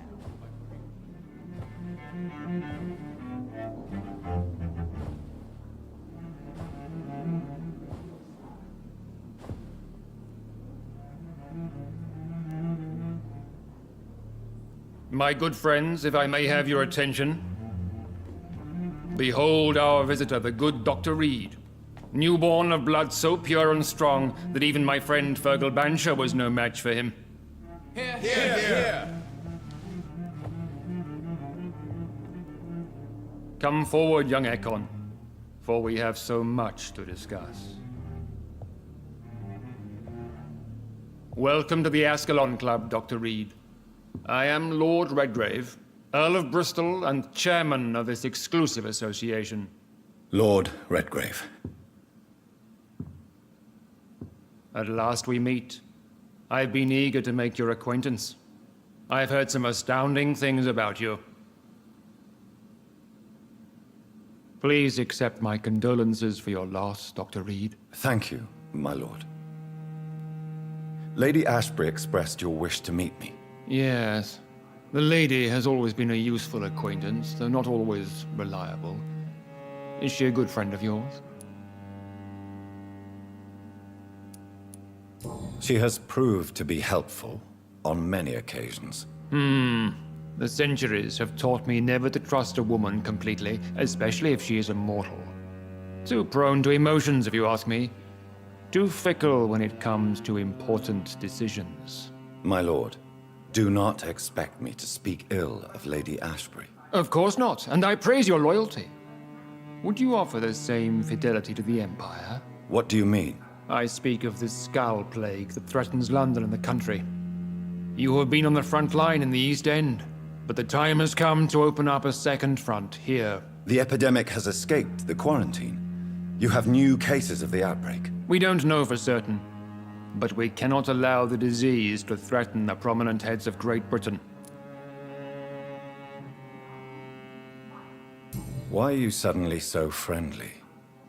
The last time I met one of yours, he tried to kill me. Are you referring to Fergal? He was the most useful of servants, but he was just a servant. You, on the other hand, Doctor, proved yourself much more worthy. You want me to find possible sources of the outbreak in the West End? Is that it? Ah, straight to the point, like all eager newborns. We shall have time to talk about all this, Dr. Reed, but first, I should like to get to know you better. Talk? Is that the only reason you asked me here? Well, no. I also wanted to meet the intriguing Ekon, who made such a powerful progeny of his sister. You have not learned the name of your maker, am I correct?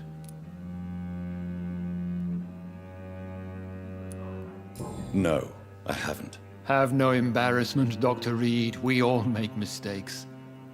But whatever your lineage, you are definitely Ascalon material. What do you mean? I would like you to become a member of the Ascalon Club, and to serve me as such. I agree to join the club. This is good news. Good news indeed in these crucial times. Let's inform the Assembly formally, and proceed with your initiation. My initiation? Fear not. Nothing fancy nor dangerous. It is just that we, the members of Ascalon, believe that tradition and custom are the backbone of this country.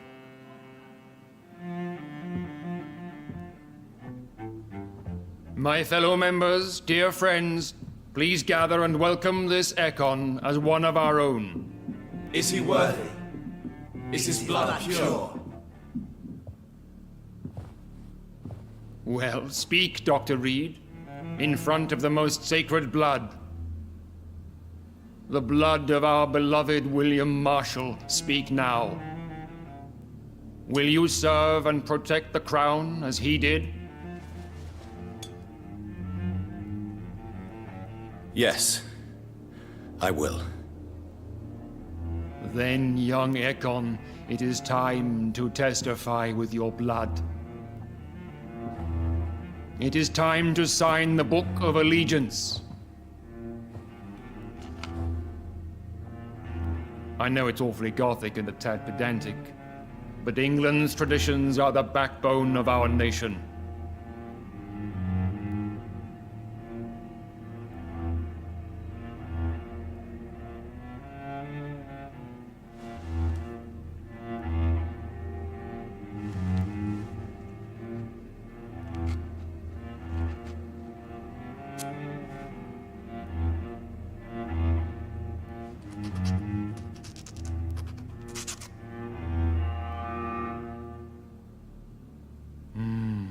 Delightful.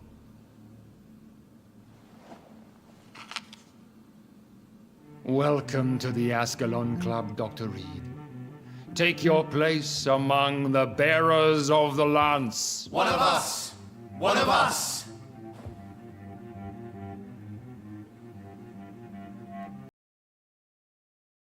That went well, did it not? It is always useful to bolster the troops' morale, especially before a difficult battle. You have the makings of a general, my lord. I was, though very long ago. Well, not quite a general, but a proud defender of the crown. So why did you really want to meet me? Straight to the point again, young Ekon.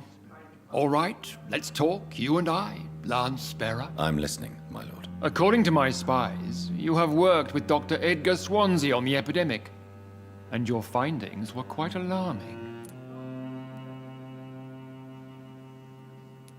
Do you know Edgar Swansea? Not personally, but I've been told he has some sort of immortal fetish and is a good friend of yours. Does it bother you that I consider him my good friend? As long as you reveal nothing of the club's inner workings, why should I forbid you engaging in conversation with the good Dr. Swansea? Yes, I'm convinced the recent invasion of frenzied Scals in London is directly linked to the epidemic. This is not the Spanish flu, but something else. I would be glad to hear more of your discoveries, Dr. Reed, but for now, my main concern is the security of London's inhabitants, both mortal and immortal. What do you mean? Alarmed by the epidemic, the Guard of Prewen has started a war against us British vampires. To appease the situation, we must eradicate the Scals.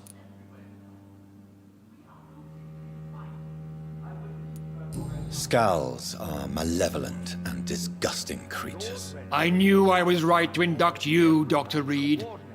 You would not dare lie to me on such a vital topic now, would you? So, what do you want me to do? I want you to investigate the city thoroughly.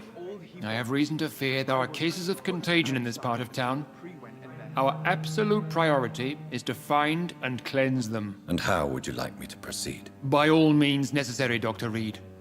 You are now a member of the Ascalon Club, and you have carte blanche. Interrogate the locals, follow all the leads you find, and get results. The whole family! I said I wanted to leave the house! Well, leave me alone with them while you go back to your home. Fucking convenient. She tricked...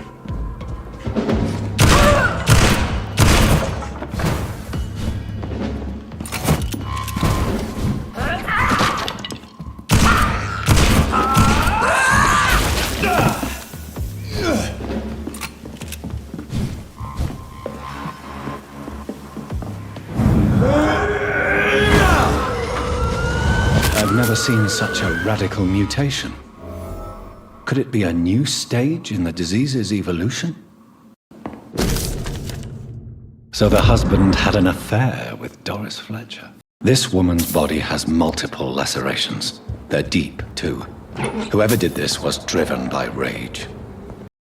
He had his tongue removed and his eyes gouged out. He was a victim of brutal torture. This one's neck is broken. He was young. Probably the son.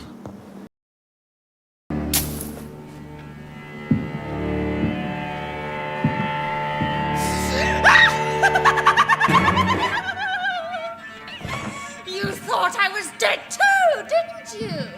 No, I was just pretending. Doris told me I could have been a great actress. You killed your family. They mocked my talent.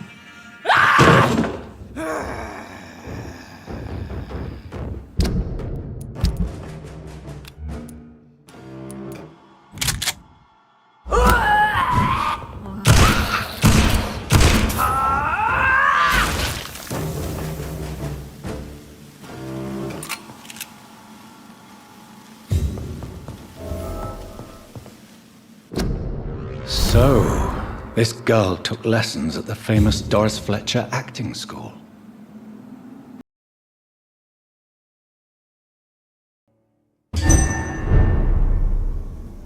Woe to you, nations of hypocrites. For in front of you stands the tall queen. You can but lower your head, fit only to smirk at her soiled. Can that be Doris Fletcher's voice? Where does it come from?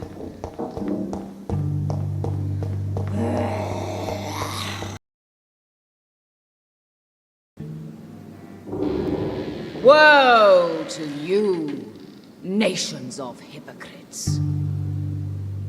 For in front of you stands the tall queen.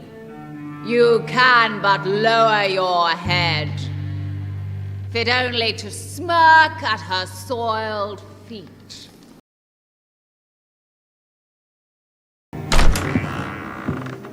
Who are you? You who dared enter my realm? Are you here to worship or mock me? I'm here to put an end to the vampire epidemic, Miss Fletcher. Ah. But Doris Fletcher is no more. She was consumed by this putrid flesh that now enshrouds her. You feel anger for what happened to you. But I can help you. I'm a doctor, Miss Fletcher. Doris Fletcher is no more. All that remains are the dreams of the queen she was, and the queen she'll be. Until then, all shall die, for that was her final wish. You killed Rachel! My beloved, die for the love of me!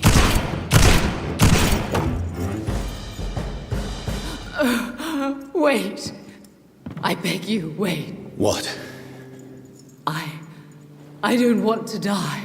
And I did not come to kill you, Miss Fletcher. Will you spare me then? Save this cadaverous carcass of mine. Does your heart beat a little faster now? You fancy me then, Doctor? No, Miss Fletcher. My dead heart will beat for only one. Ah! Is she pretty? Is she sweet and tender? To me, yes. Ah! I hate her already. I know. And this is partly why you must be destroyed. But you just said... That I did not come here to kill you, yes. But I realize now the threat you embody must be stopped.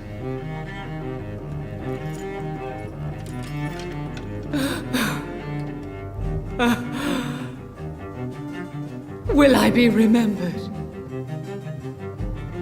Will you? You were Doris Fletcher, the greatest actress of her generation. No one can take that from you. Thank you. And farewell.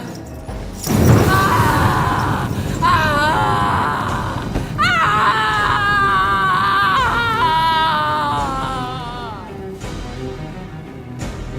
Farewell, Doris.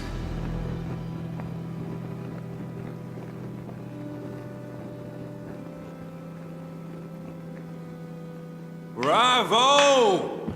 So dramatic. I love it. McCullum. How strange I seem to find you whenever I'm inquiring about that Skal infestation. I mean you no harm. I'm not here for you. But once I've put all the pieces of the puzzle together, I'm sure we'll have a little chat, you and me. Stay away from me, McCullum. You and all your war dogs. That I can't guarantee, Dr. Reed. But I'll let you go. For now. I should probably leave the theater right now.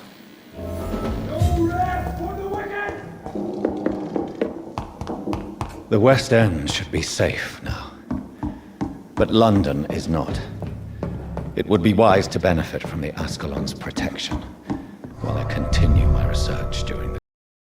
Welcome back to the Ascalon Club, Lancebearer. Please tell us the good news. Have you put an end to the epidemic? My hypothesis was correct. Doris Fletcher was the source of the contagion in this part of town. She was probably the first to be infected. And you cleansed her before the hunters, I've been told. Well done, Dr. Reed. You thrust your lance and pierced the very heart of the corruption. I'm just a doctor. The important thing is, we won a major battle for the survival of London. For that, we salute you. Thank you, my lord. Now, I have another task for you. One of the utmost importance. Perhaps even more so than the previous. I'm listening. It's time for you to perform a most sacred duty for the club. I want you to recruit a new vampire. Recruit a new vampire? Are you sending me on some sort of diplomatic mission? Not exactly. I want you to make Aloysius Dawson the Ekon he deserves to be.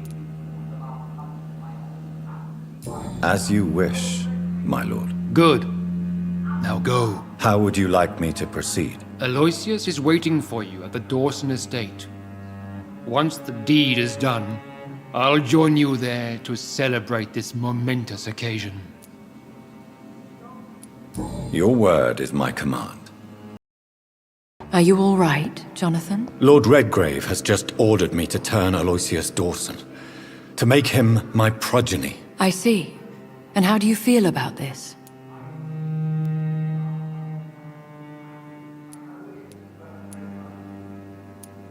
I won't do it.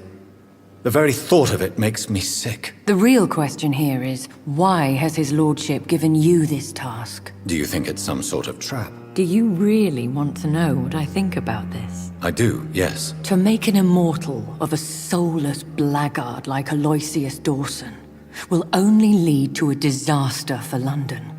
The man is already dead inside. Should I refuse? Perhaps politely suggest that Lord Redgrave turned the man into a vampire himself. Don't you dare, my dear. According to what I've recently discovered, his lordship could kill you for even broaching the subject. Really?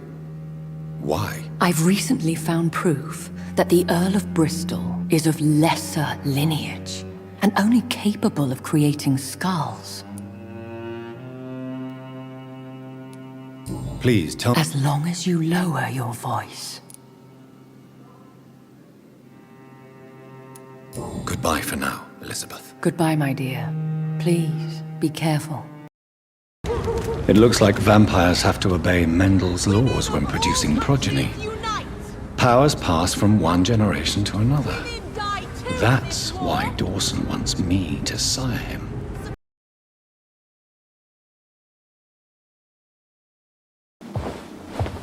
Finally, you're here, Dr. Reed. What took you so long? I had to pass several of your barricades and outposts to access your mansion, sir. Death, pestilence surround us, and time is against me. I see you've gathered some of the most expensive, albeit experimental, blood transfusion equipment available. All this could be so useful in a hospital. Yes, yes. Since Lord Redgrave sent me a doctor to perform my conversion, I thought you might find some of these devices useful. Most thoughtful. But tonight I'm not here as a physician. But I feel reassured that a specialist such as yourself would help me to escape the Reaper. Very well. But before I proceed, I have a few questions for you. If you must, but be quick, for I don't have much time left in this life. First of all, I need to be sure that you know exactly what is going to happen to you, sir. I can assure you I'm as informed as any man can be. I have planned for this moment, Dr. Reed. Planned very carefully.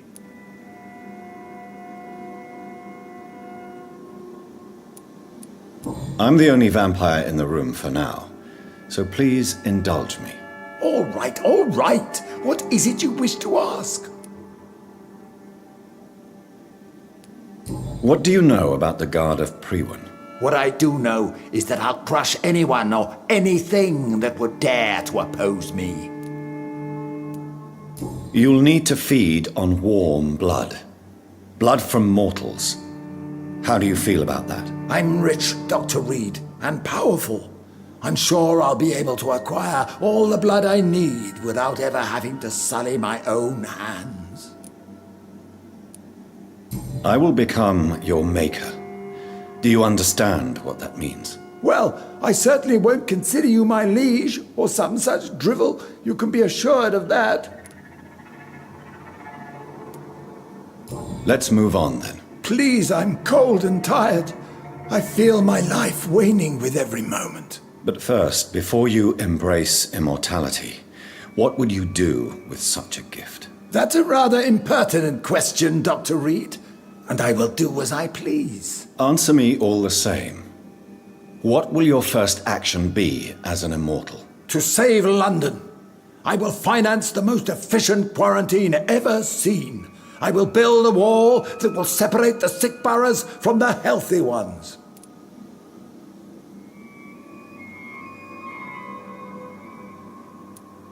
Quarantine is not a bad idea, medically speaking.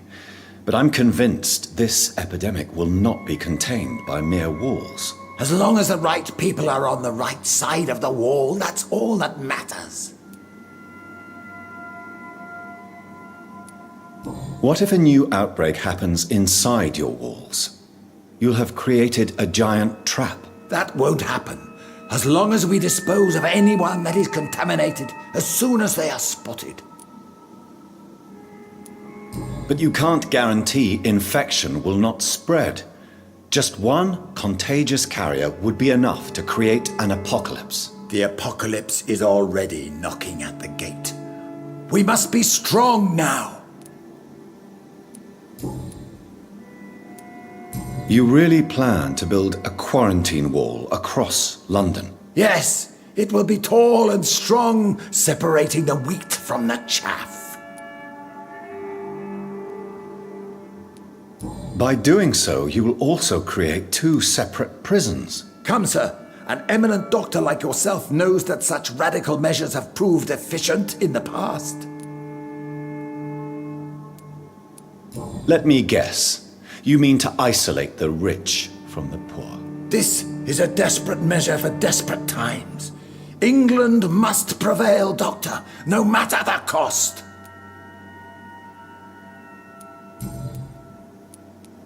Who gave you the right to decide the fate of thousands of people? My money. My money and my pending immortality gives me the needed authority, Doctor. I'm a businessman. I'm used to tough decisions. I've heard enough. It's time to proceed. At last! All right, do what you have to do. If it hurts, so be it. I've been preparing such a long time for this.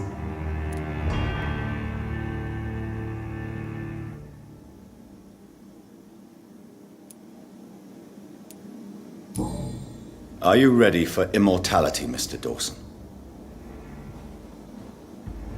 Drink now, and say farewell to life as you prepare to be reborn. What do you mean, drink? What about the blood transfusion? I'm the doctor and the vampire here, so I'll give the orders. Drink, sir. Now. All right. Good.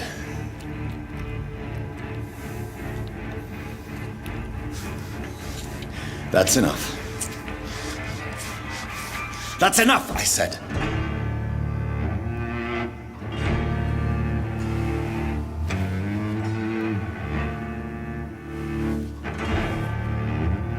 I will not die.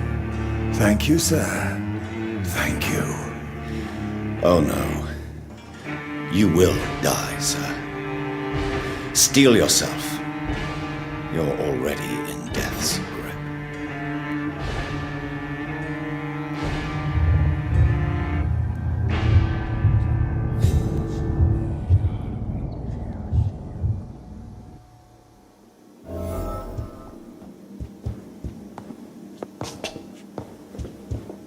It's locked.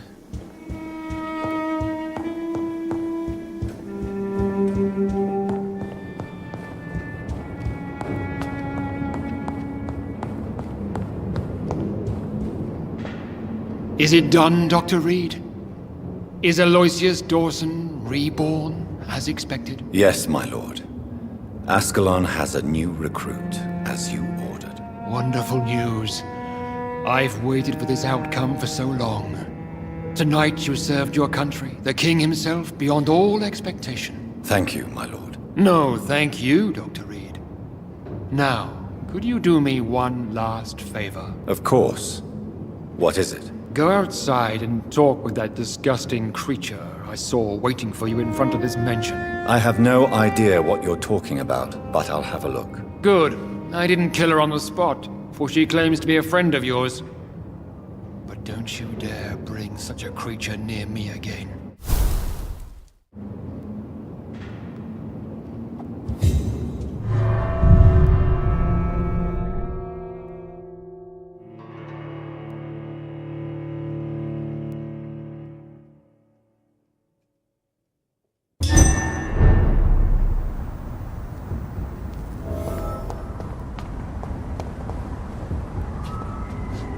We meet again at the strangest of times, young Ekon. So do you serve the Earl of Bristol now? Old Bridget. What are you doing here? Your friend, the wise Ekon. She sent me to warn you. Did anyone see you?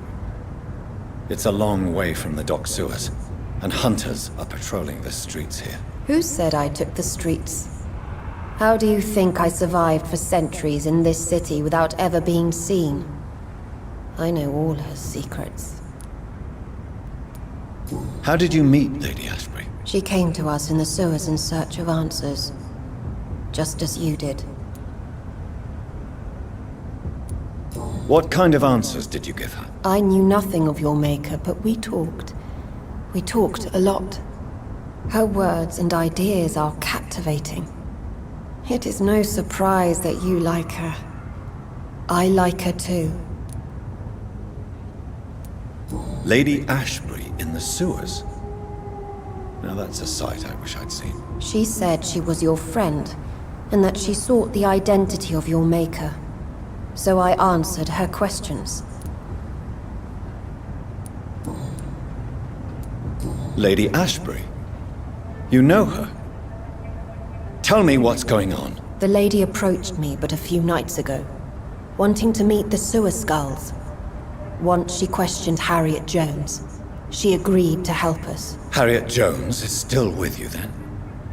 How is she doing? Harriet remains angry, but is recovering slowly. Her mind is twisted, but at least her body is healing. Tell me what is going on. The lady asked us to keep an eye on your mortal doctor friend while you were away. We spotted the hunters.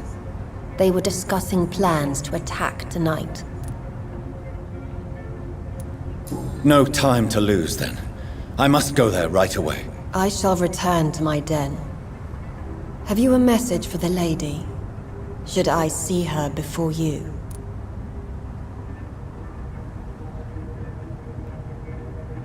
Tell her we need to talk. In the end, is this not what we all need? Go now and take care, young Ekon, for the flames are rising.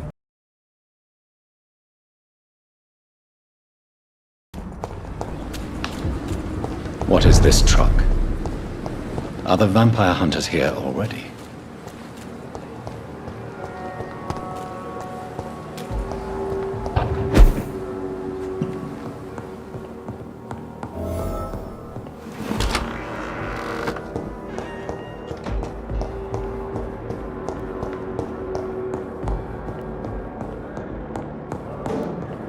Those bastards! What have they done to Edgar?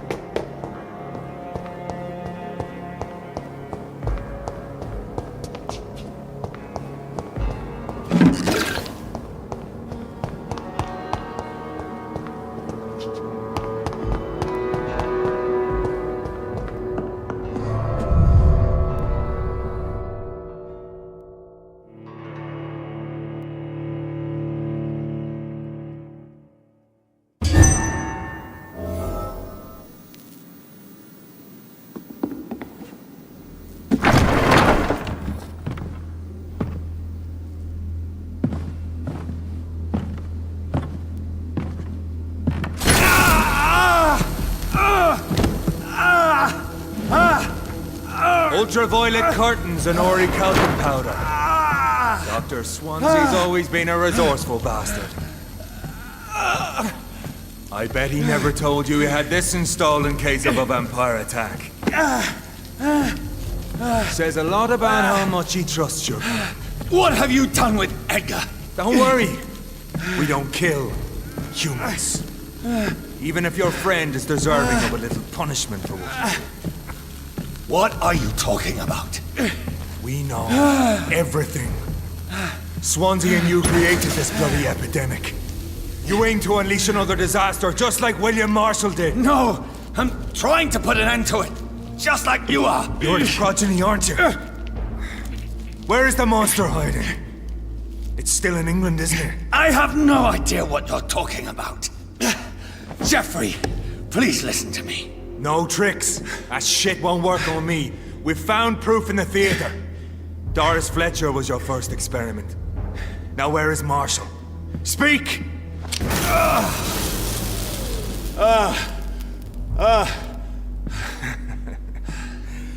So much for modern technology. Time for the tried and true. Do you know what this is, Beast? This is a drop of King Arthur's blood. The blood of a true defender of Britain. stronger than your evil powers.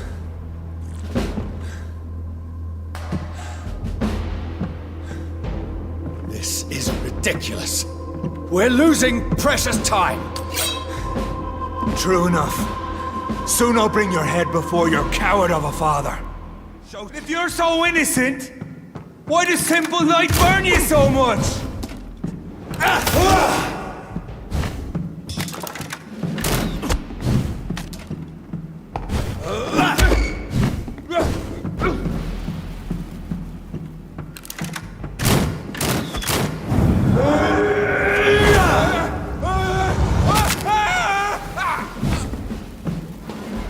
I'll pin you down!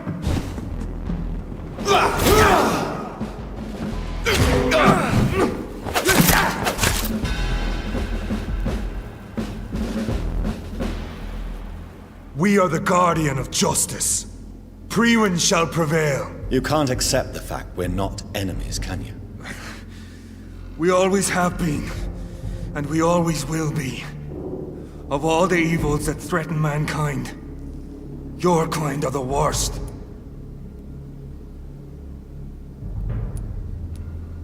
Perhaps you're right. Maybe I am a monster that deserves no mercy. But that's not all I am. You're nothing but a corpse animated by evil, Doctor. Don't try and fool yourself. There is no way you'll ever let me be, McCullum. You'll always hunt me down, won't you? There is no escape, Leech. Kill me now. For there is no way you can sway me to your ideals.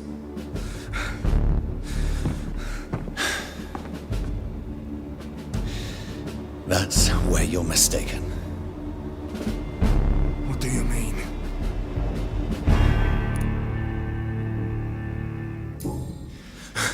I'll make you a vampire. I'll make you one of us! No! Kill me! Prepare yourself, Hunter. You're about to be hunted, just like me. No! No! When I kissed my poor man goodbye, I had no idea what I was doing. But now I do. Consider this my kiss of Judas.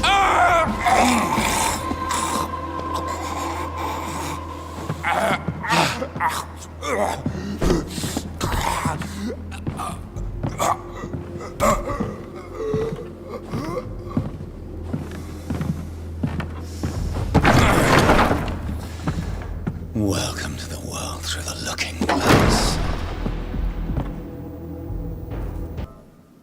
So Priwen never left Doris's theater after they invaded.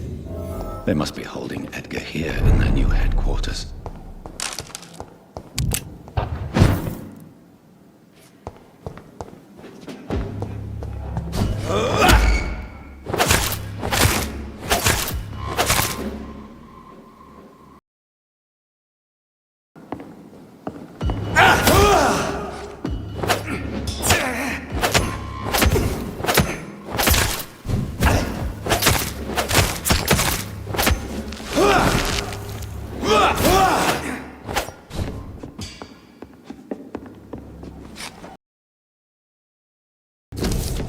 Doris Fletcher was about to become a disaster. I'm getting close to having all the evidence. Blood of a pure heart, garlic, blood of a king. I don't understand. Perhaps this is what McCullum drank. I had better keep that in mind.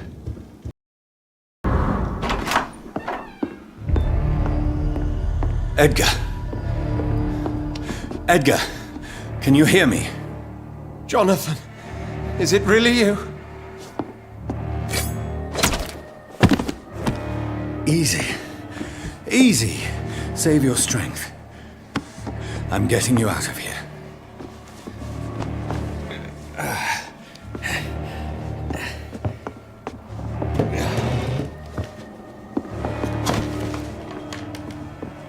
Don't try to spare me. As a physician, I know all too well when it's too late. Punctured lung, broken ribs, and internal bleeding. An accurate diagnosis, wouldn't you say? Edgar, What happened? They wanted me to confess. Beat me black and blue. Geoffrey McCullum ambushed me at the Pembroke Hospital. He was convinced you and I were responsible for the Skal epidemic. I never imagined that self-righteous fanatic would dare to attack us in the open. What became of him? I put him in a somewhat delicate position when I made him an immortal. Really? You sure that was the wisest course of action? Time will tell. The most intriguing part of his accusation was that you and I were the pawns of some ancient vampire. William Marshall. Yes, they tortured me to make me confess the same nonsense.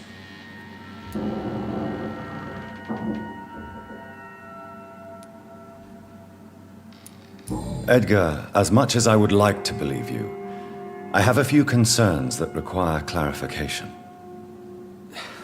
What do you mean? William Marshall, for example. You speak of him as if you know him. How is that? Jonathan, I cannot say I'm ready for another round of questions.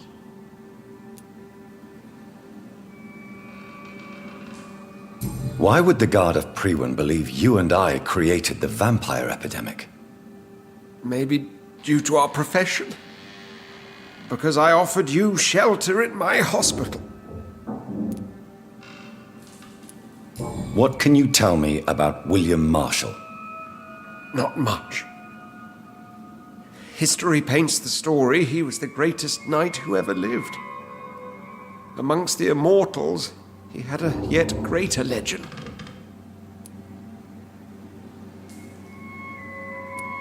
Why is the Guard of Priwen so obsessed with him? He was the only ancient vampire to escape the first great hunt launched by the Guard of Priwen in 1854.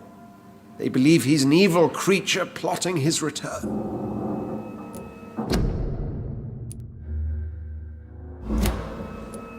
Why would he deserve such a reputation? I cannot say. The Brotherhood of St. Paul's Stole has next to no intelligence on him. All I know is that he's supposed to be the oldest of all the British vampires. While investigating the epidemic, I read some of McCullum's findings. I think you have some explaining to do. I have nothing to hide, Jonathan. Nothing at all.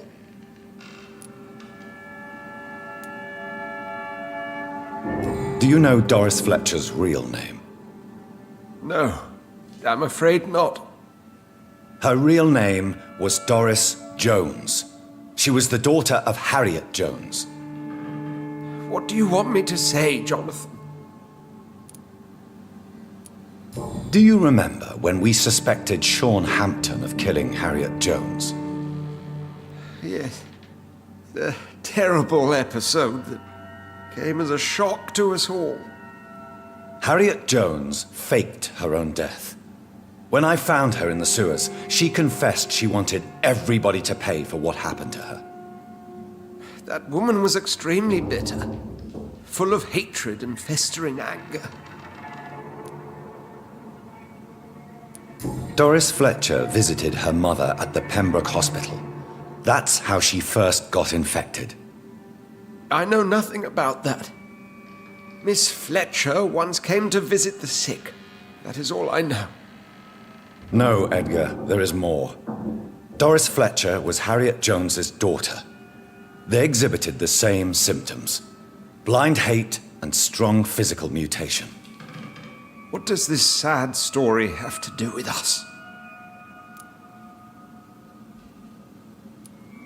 Do you know where we are? Doris Fletcher's theatre. This is where that hateful creature plotted to spread the epidemic across London. I only briefly met Miss Fletcher once when she visited the Pembroke Hospital. You say it was to see her mother.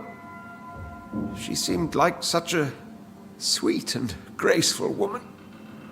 My point exactly. The disease turned her into a bitter soul, driven by vengeance just like her mother. A symptom of all the infected patients. Certain diseases are known to produce similar effects. Rabies, for example. And rabies is not the devil at work. Come on, Edgar. Don't you see the pattern here?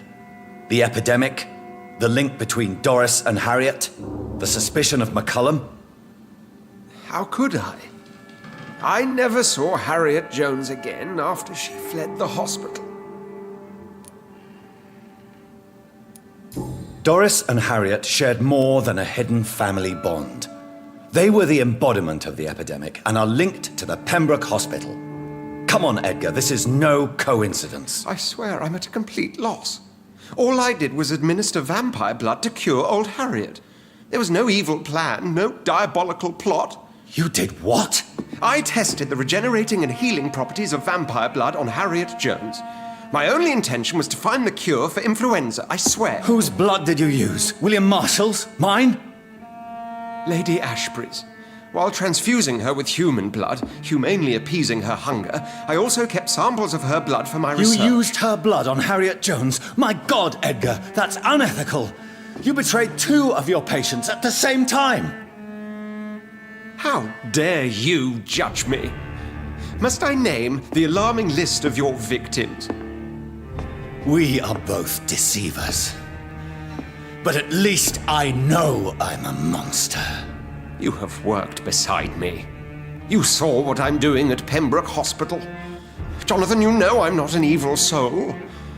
Just another victim of this tragedy.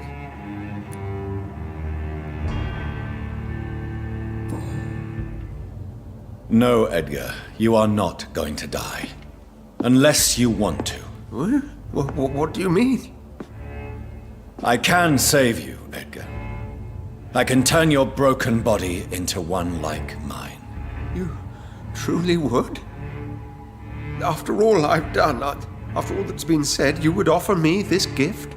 I have no way of knowing which punishment would be worse, Edgar. But it is not for me to decide. So? Oh, please, Jonathan, please. I beg you. This is what I've always wanted. This is what I've always searched for. Very well, then.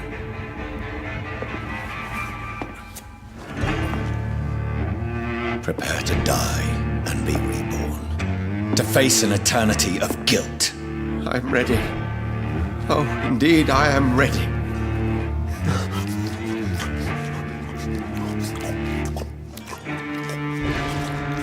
Enough!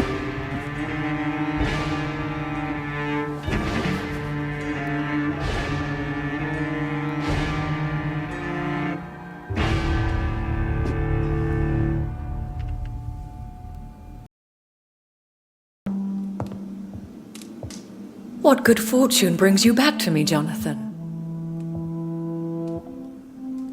What is it, my dear? I'm afraid it's bad news, Elizabeth. The worst, actually. Please, speak up. Edgar is no longer in McCullum's grasp. I resolved that matter. Where is our good friend now? Is he well? Of a sort. His injuries were mortal. I had no choice but to make him one of us. To save him. Or to punish him. To punish him? I fail to understand. And what is the source of this cold tone in your voice? Edgar Swansea was responsible for the Skull epidemic, Elizabeth. It was he who unleashed the deadly scourge upon London. What? Are you certain? This is the most terrible accusation of all. He confessed everything to me. He sought to cure the disease, to exploit vampire blood to stop the epidemic. But he unwittingly gave birth to a catastrophe. All those poor victims. How could he do it? What happened? Edgar's behavior was beyond lunacy. He had neither the discipline, knowledge, nor the proper facilities to conduct blood experiments. I must say I'm shocked, Jonathan. Who would have thought it? And the poor patient. Let me guess. It was Harriet Jones, was it not? Yes. That explains how Doris Fletcher was infected, and how she became an Ichor. She secretly visited her mother at Pembroke. Then we have no choice. We must act quickly, Jonathan. We must return to the sewers and put an end to the threat poor Harriet embodies. I have one more matter to discuss with you. Harriet Jones was the primary case, but do you know what a healthy carrier is? There is a tone in your voice that frightens me, Jonathan. What are you trying to say? It was your blood Edgar used for his experiment on Harriet Jones. What?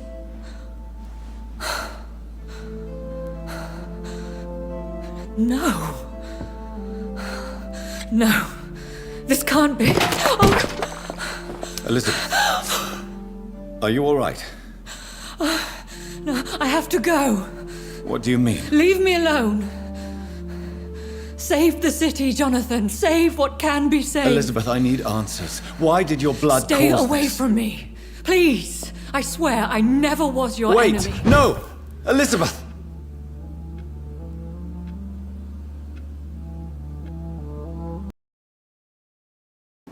Good evening, Lord Redgrave. Welcome, Lance-Bearer. To what do we owe this pleasure? I've located the true origin of the epidemic, and I'm about to end it. Good. We've held out thus far, but the time has come to put an end to this crisis. Tell me, what do you need? The blood of William Marshall. The blood of William Marshall? Of my maker? Are you mad? This blood is the purest of all. My maker proffered it to me on the battlefield. I cannot hand it to you. No one can interfere with my mission. I won't allow it. I have made too many sacrifices in my search for answers. I see. Well, in that case, given the gravity of the situation, I suppose I can spare you a drop. Thank you, my lord. Now go, Lance-Bearer. Craft a legend to be sung to Ascalon recruits for the ages to come. There it is. Insulin. Much more efficient than garlic against blood poisoning and sepsis, and much less dangerous for me. Thank you, Dr. Polescu.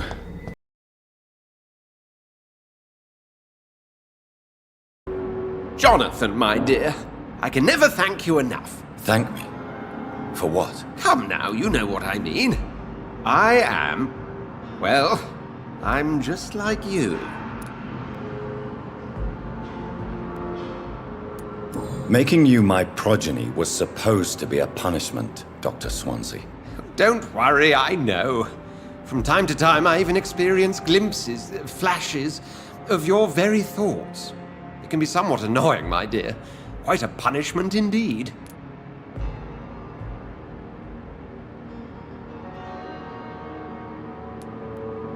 Have you news of Geoffrey McCullum? I'm sure both of you would have quite an interesting discussion after recent events. He left the hospital without being treated for the severe beating you gave him. We'll meet again soon enough. Does not the prospect of meeting him as a vampire thrill you? The two old enemies reunited post-mortem.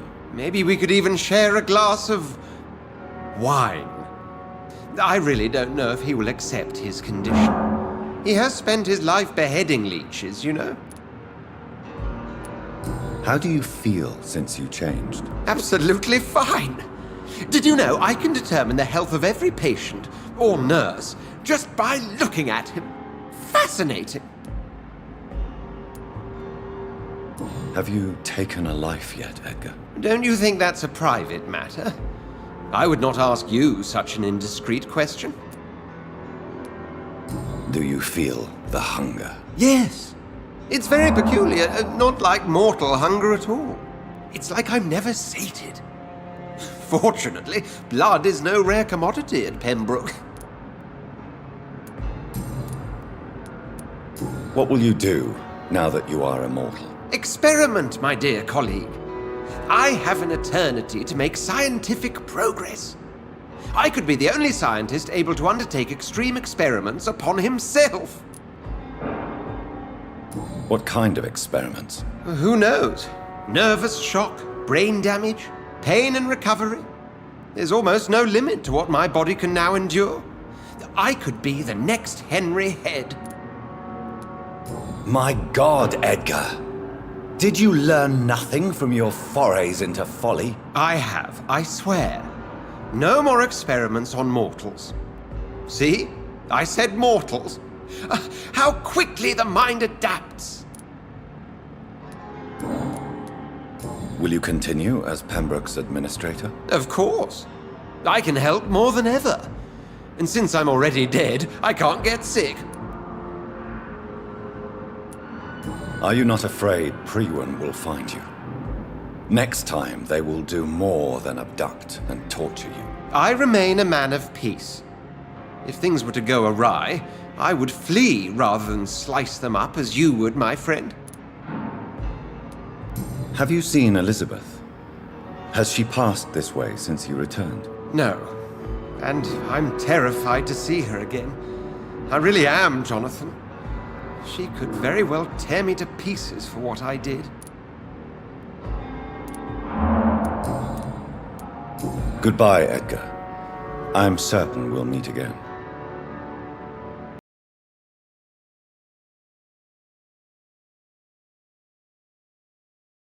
Good evening, Vampire Hunter. Are you here to mock me, Reed? Not at all, McCullum.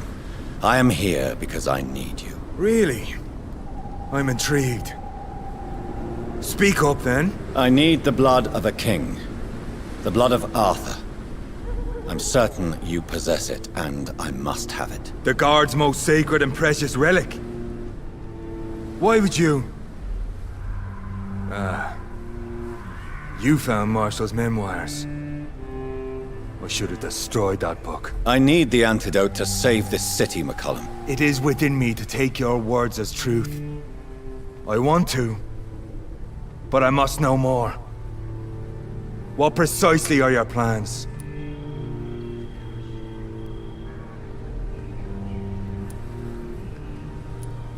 A creature called a disaster is about to be unleashed. It falls upon me, as once it did Marshall, to stop it before the whole country is ravaged. I should have destroyed that book. And yet, I wish I could join this battle alongside you. But this crusade is not mine to fight. Do you not understand? We wanted the same thing from the outset. A means to end this vampire epidemic. Not enemies! Maybe that is so. Take it then. I see no other hope for this city. If this is some trick, you will be damned, Dr. Reed. Thank you. Can we speak more? Indeed. Why not? How are you adapting to immortality? I feel so powerful it gives me shivers. I could be the greatest vampire hunter ever. Your worst nightmare, in truth. Will you hunt me down? You're a vicious beast, Reed. Perhaps the city needs you at this time, but I shall not forget what you did. Will you leave the Guard now that you are what you are? Are we not creatures of deceit? I could hide my nature from my men, or name a successor. Go my own way. I know not yet my path. Why are you here? The man who raised me after the brutal murder of my parents. He's buried here. Were both your parents killed by vampires? Yes. And yet worse. My father returned to Dublin a vampire, and tore out my mother's throat. And who was this man? Carl Eldritch. One-time leader of Priwen. He killed my father in front of me. Helped me hunt my brother Ain after teaching me how to kill leeches. Farewell, my progeny. Do not stretch your luck, Reed.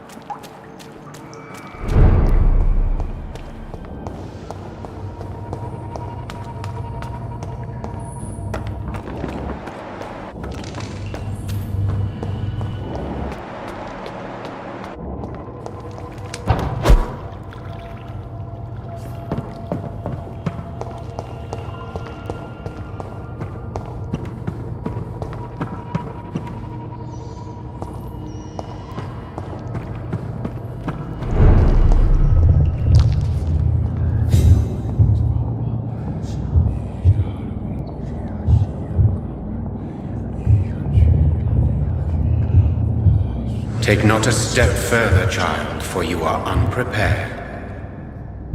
You, at last.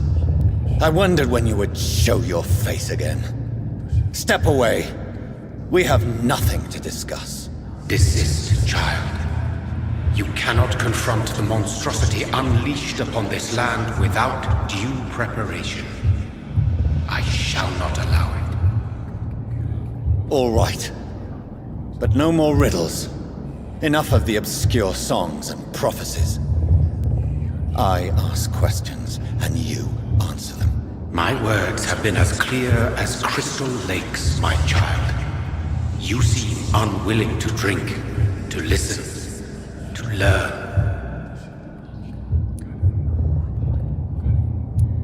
Why did you choose me? Only you could provide a modern, scientific answer to this ancient, mystical threat. What kind of modern answer? Disease, contagion, and contamination. How they course through veins is your dominion, my child. Your choices have made you. Only you can save this land. Speak to me of this ancient threat. The blood of hate. Vessel of the wrath of the goddess. When she awakens, a disaster will be born into this world, for she is hunger and anger.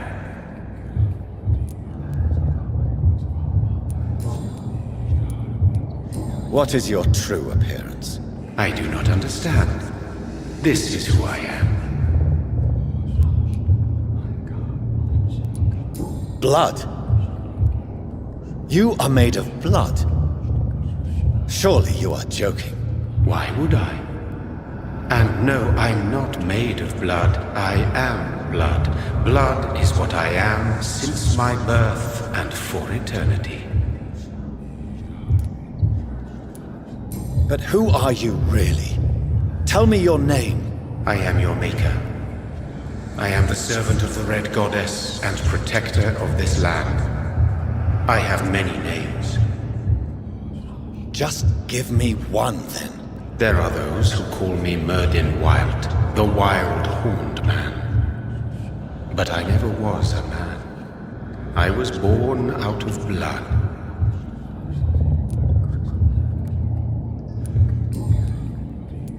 I'm here to stop Harriet Jones. She is the original carrier.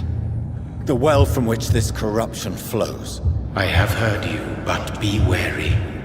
Harriet Jones's mind is no more. She has metamorphosed into an apocalypse. Born from, drenched in, and driven by the blood of hate. What is the blood of hate? It is the curse of the goddess. It is the hunger in you, the need for blood, the will to strike and to punish, to spit in the eye of God. Tell me about this disaster, creature. I know London fell victim to such a thing in 1666. A disaster is pure anger born through blood. Its name means bad star, for they only appear when our queen unleashes her unquenchable wrath upon the world. So the disaster is some sort of accident. A disease vampires carry dormant in their blood, waiting to emerge. That's your modern answer. But a disaster is at the same time both less and more. Tell me what it is then, in your own words. A disaster is the pure will of our queen. Whenever she dreams of walking this earth, she awakes in this putrid vessel. And who is this queen? She is the Red Goddess, the Queen of Blood. In my youth, 100 lifetimes ago, she was worshipped as the Morrigan. She is my mother. She is yours, too. The Morrigan? The Celtic goddess of war? Is this a ruse of some kind? She has been worshipped in many forms throughout the ages. The true nature of the Red Queen is beyond your comprehension, eluding even mine. But know this, she is a vengeful mother.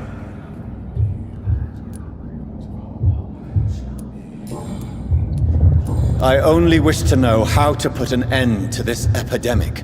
To perform an act so noble, you must protect yourself from its poisonous kiss, my child.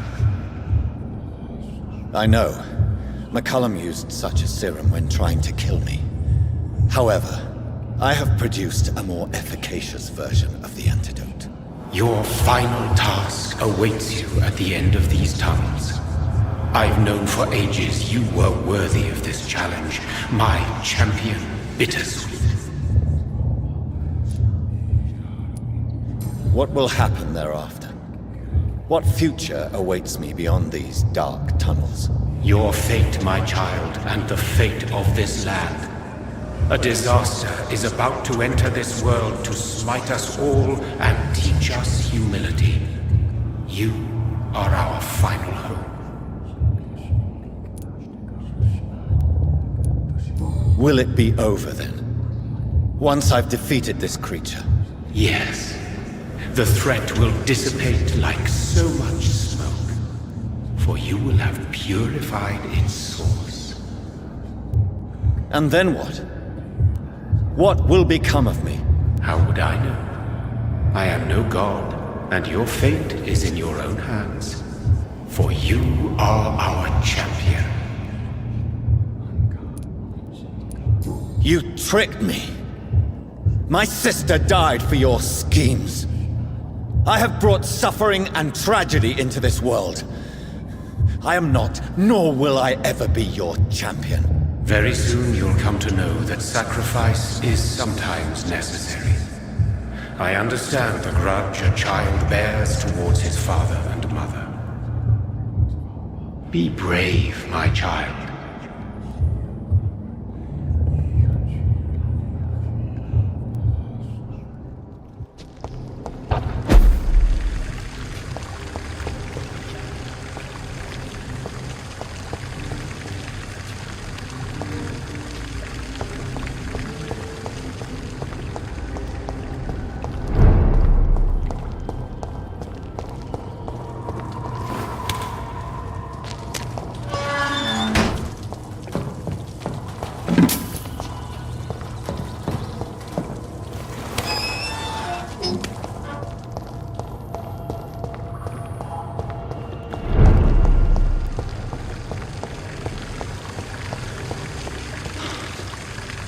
These poor skulls didn't stand a chance.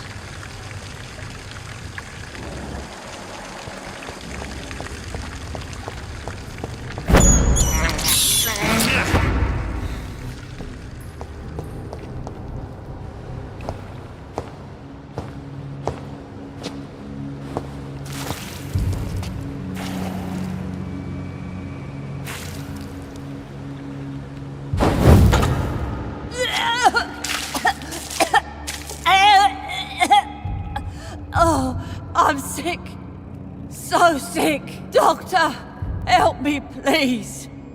I'm in such pain. I'll be glad to be of assistance. Ah, like you helped Doris. Liars! All of you!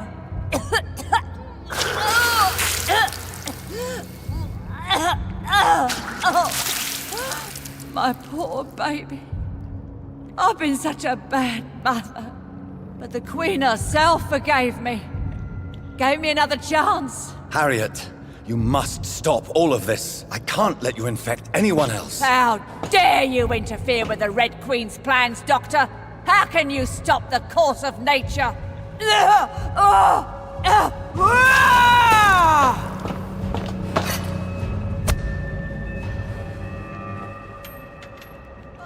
poor baby!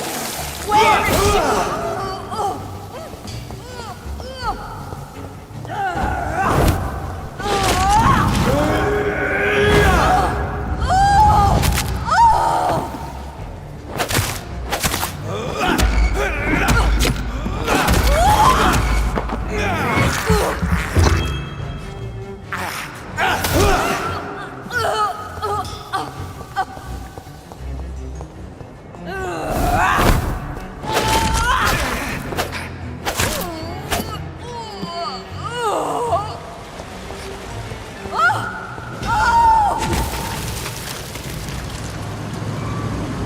Is this a dream? Am I awake? Is this anger I feel? Is it wrath? I think it is. Oh, how infinitely, how intensely, how irredeemably are you all going to suffer now?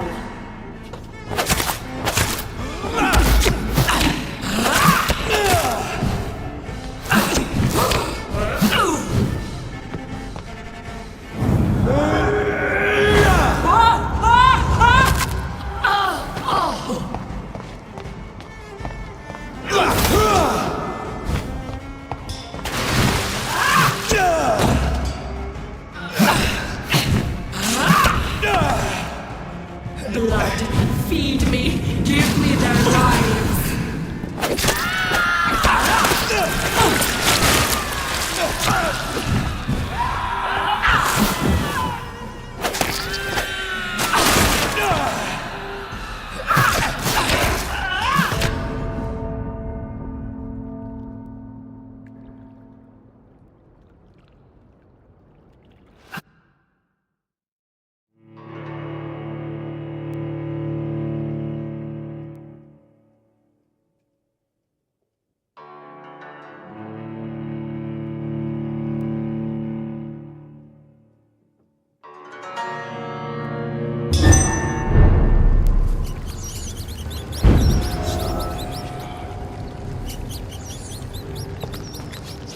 My poor baby!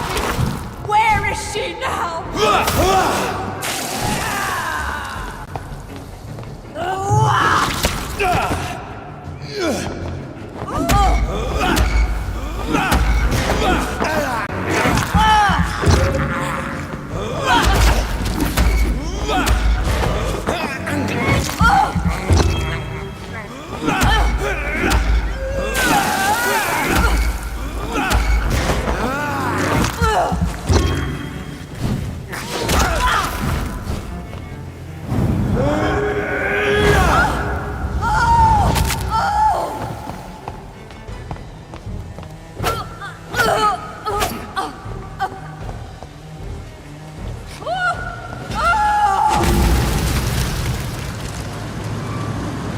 Is this a dream? Am I awake? Is this anger I feel? Is it wrath? I think it is. Oh, how infinitely, how intensely, how irredeemably are you all going to suffer now?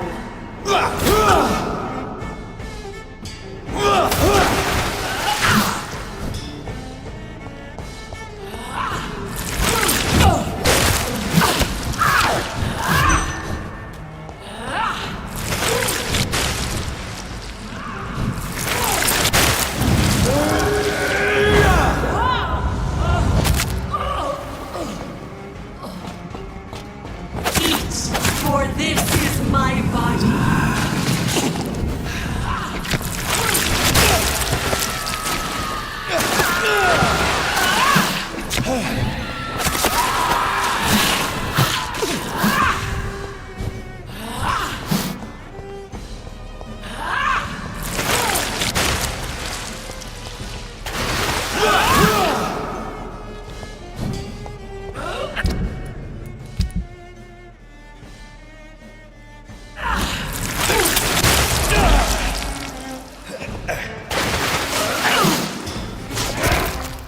Give me more! They are so young, so tasty!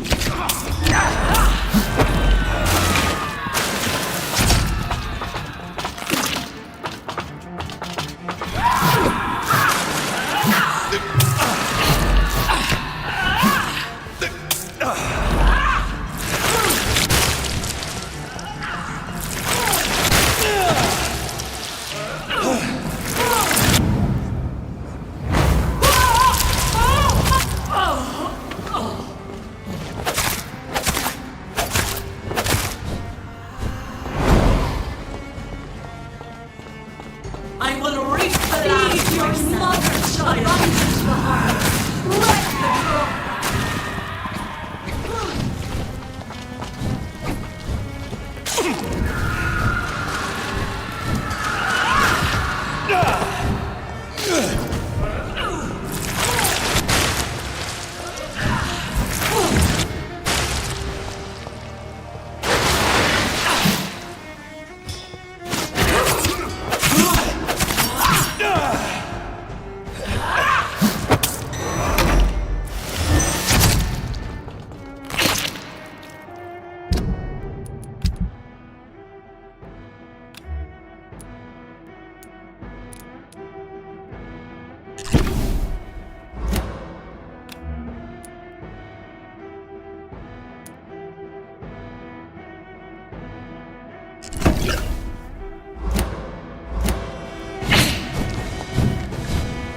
Let the crop.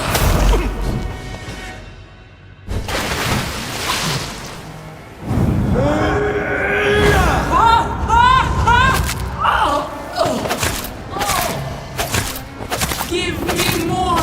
They are so young, so tasty!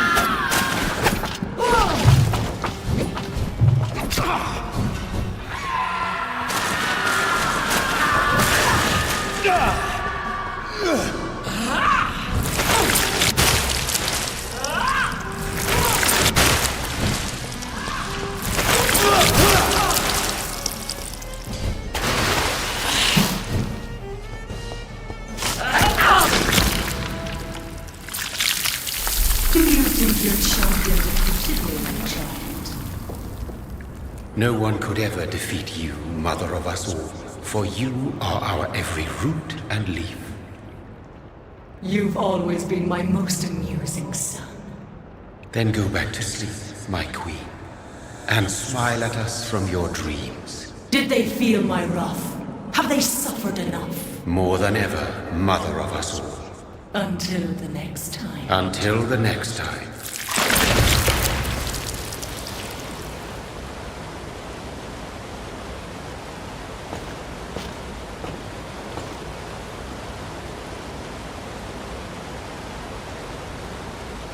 So it's over then, young Ekon. You have put an end to this terrible menace. Old Bridget? What are you doing here? This is my realm, Ekon. This is Suaskal territory. But they were all massacred by the monstrosity that Harriet became. Others will come, engendered by deceitful vampires. I don't mean you, of course.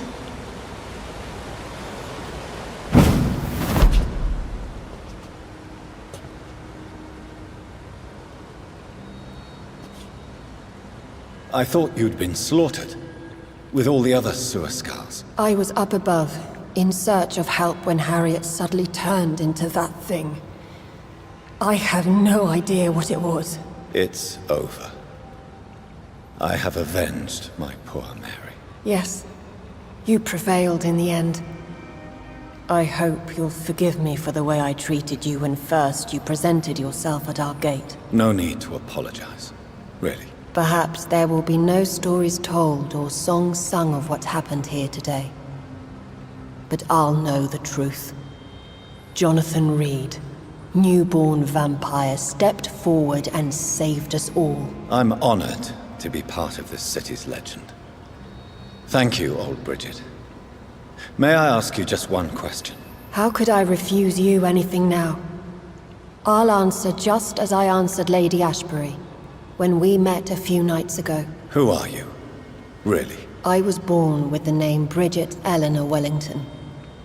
In 1738, my beloved and immortal husband decided to preserve my beauty and youth forever by making me drink his blood. You were Lord Redgrave's wife. Then the pompous fool rejected you, did he not? It was about 200 years ago. Peace found me in time. And I sincerely hope it will find you too, now that all is over.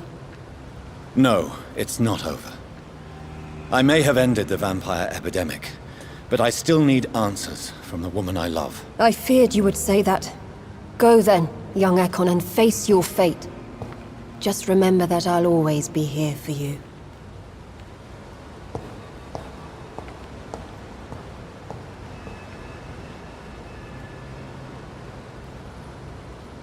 London has been cleansed.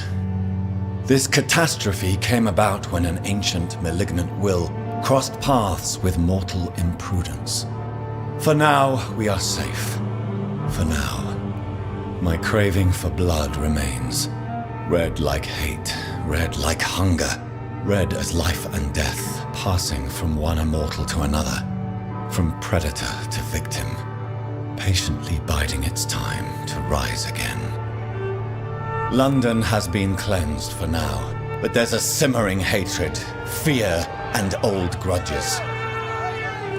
When will we succumb, mortals and immortals alike? The next disaster is only a matter of time. My only hope now is to catch the woman I love, to understand why she fled, and unmask the secret that has been lurking in her blood for so long.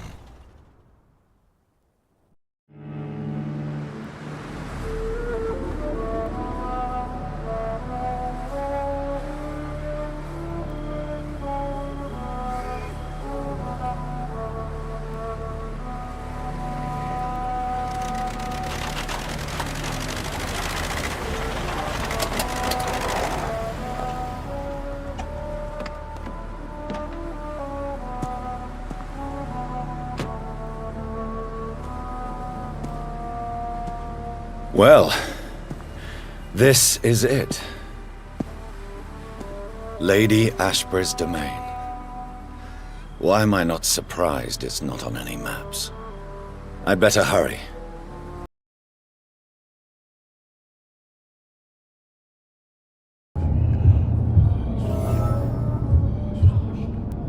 Beautiful morn, my child. It looks like dawn is here at long last. Can't you just leave me alone? Your precious queen has been sent back to the bottomless pit from whence she came. The nightmare is almost over. I am here to say goodbye. The sun's warmth exhausts me.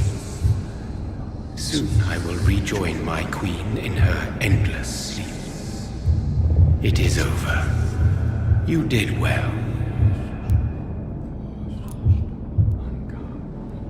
So our beloved mother will just go back to sleep, now that enough people have suffered. Is that it? No, Jonathan. The Morrigan has been appeased because you dared confront her. You have prevailed, my bittersweet champion. And what are you to her? Her counterpart? Her opponent in some timeless game? She is my mother. My dreadful and sour-tempered mother. She is yours too, in a way, but you are not born from her terrible womb like me. You are but a distant child. What does she seek? Revenge? Retribution? She seeks nothing, since she only dreams of it. In the ancient tongue, when I was young, her name meant Ghostly Queen. Pray she never fully awakens, for her wrath knows no bounds.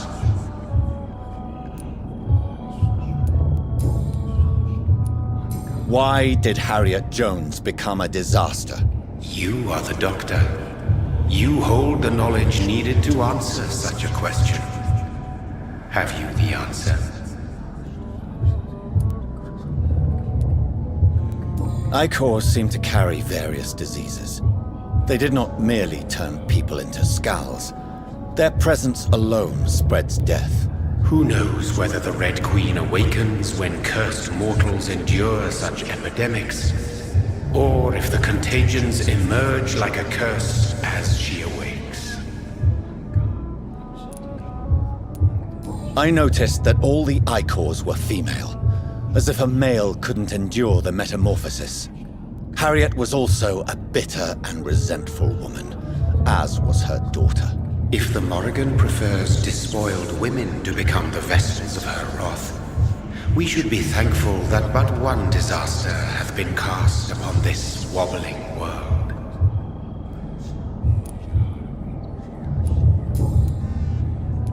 This is not over.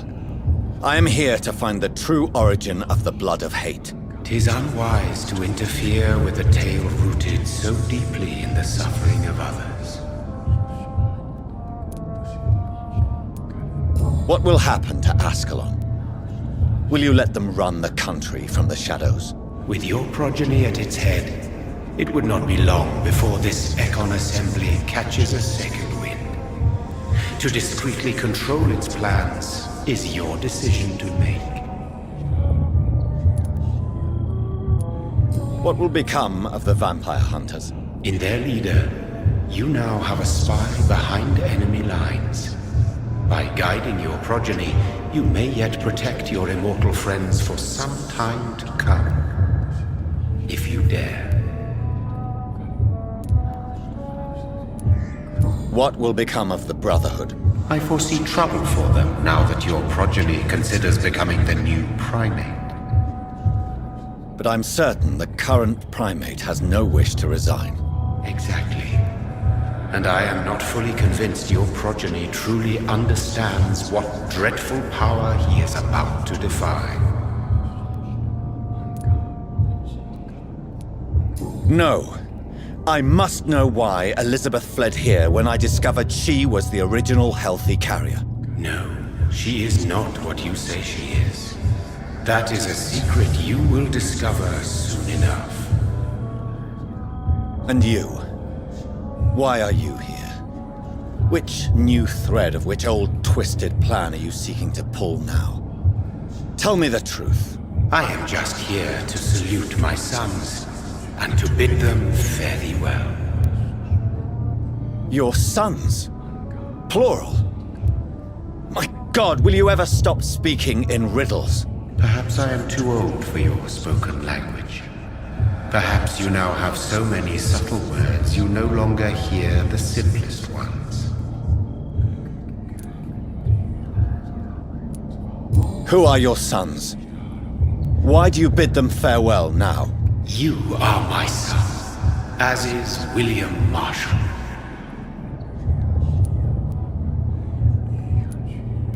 So that is all we are to you? Puppets you create to defeat some threat born from a dreaming devil? No. You are my sons. I am proud of you. I mourn when you fail. This is madness. How many have you created? Who else? Shakespeare? Isaac Newton? Alfred the Great? Francis Drake? Thomas More? Guy Fawkes? My progeny is scarce, for I rarely feel the urge to protect this land anymore. But yes, one of those you named is your immortal brother. Maybe you shall meet one night.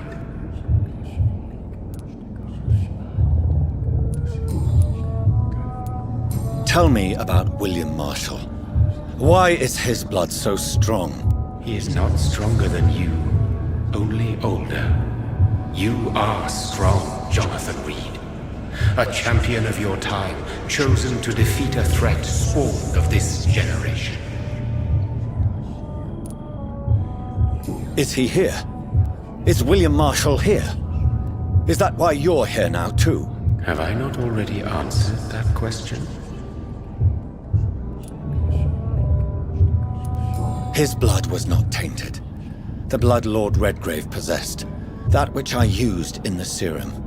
But what if it had been? Then you would have failed, I suppose. For the blood of hate would have corrupted you too.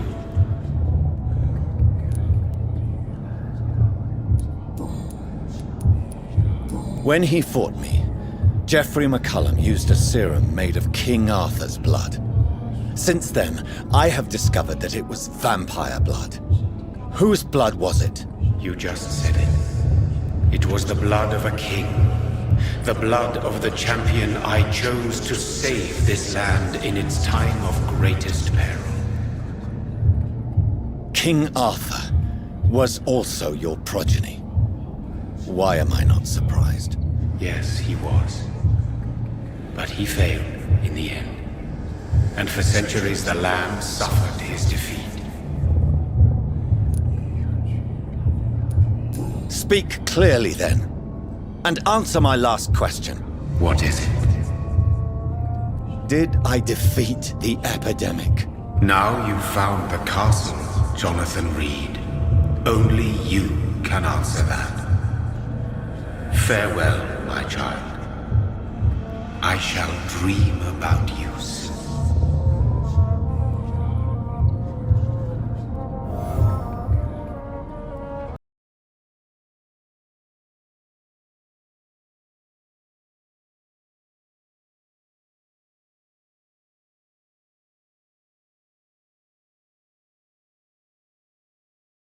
Drop your sword, Father. You have nothing to be afraid of.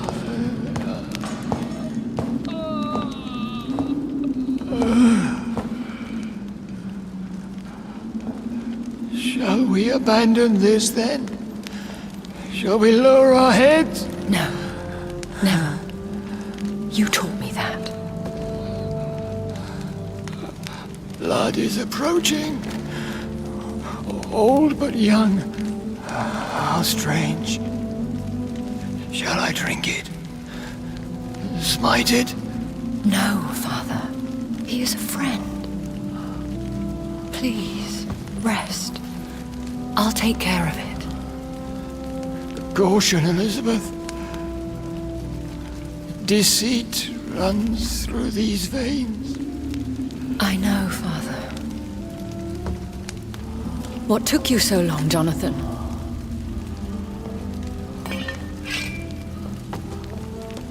Is this really him? Yes. This is William Marshall, 1st Earl of Pembroke, servant of 5 mortal kings, former regent and saviour of England. The greatest knight who ever lived, according to some. And you called him father? For he gave me eternal life, and much more. I have so many questions, Elizabeth. You always had questions, Dr. Reed. Now that I stand before you both, in this vault, I know not where to begin. We still have a few minutes left.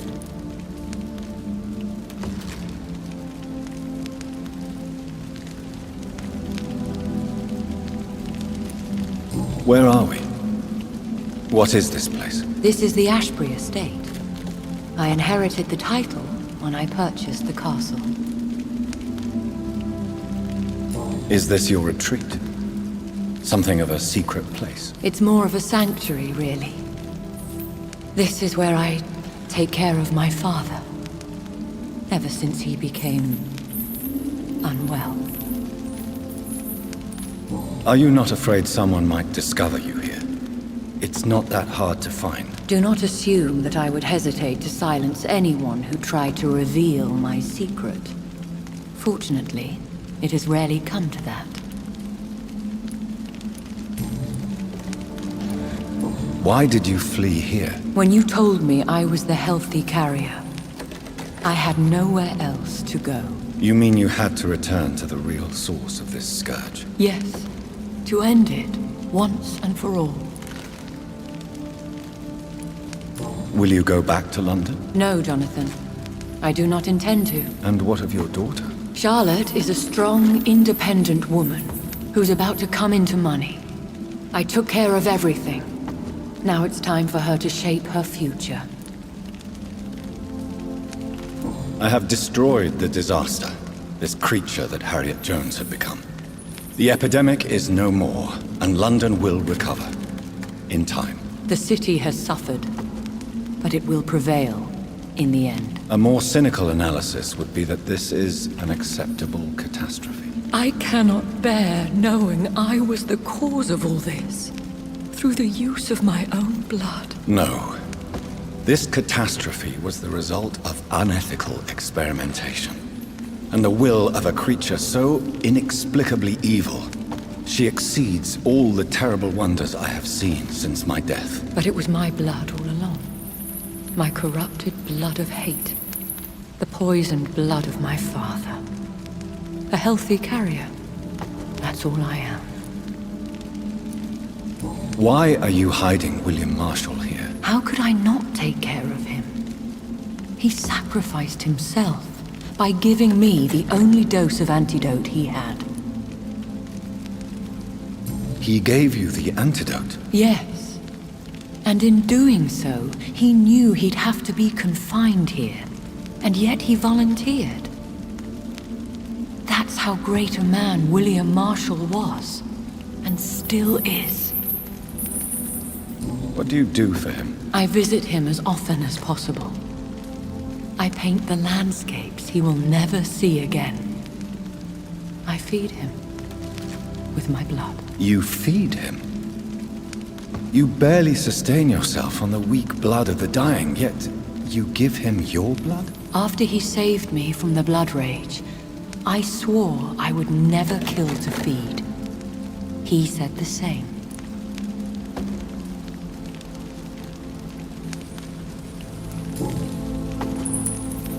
Is he dangerous? What do you think? He is a thirsty Ekon who has not fed in centuries. An elder vampire, driven by an urge to kill and spread the blood of hate. No redemption, then. And yet he thinks he has been offered immortality by the angels to protect the feeble and to smite the unholy. Can he communicate? Yes. Sometimes he even seems like the noble knight who saved and raised me. But you know, the malice never fully leaves his eyes. We could cure him. It's too late.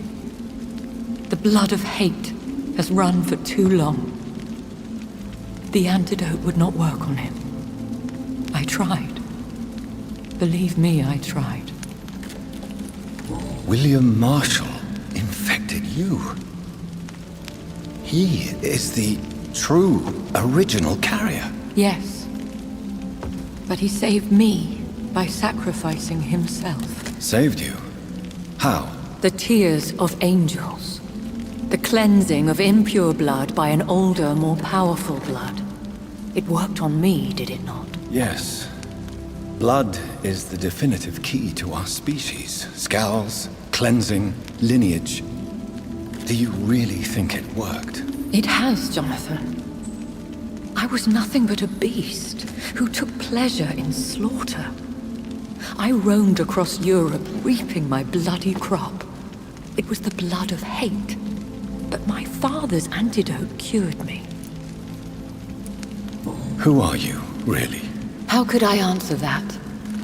I went through many lives and identities to reach this day. To you, I am Elizabeth Ashbury, and that's all I wish to be.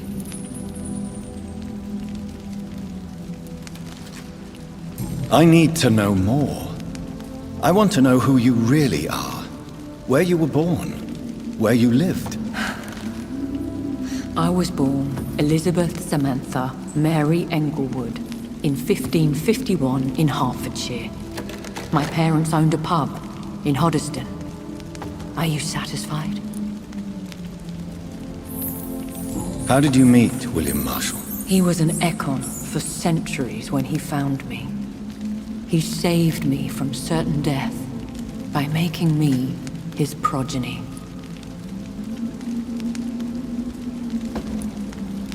Why did he choose you? You should ask him that. Did you ever blame him? Not even when he was infected and bit me. He is my father. He raised me. He taught me how to behave.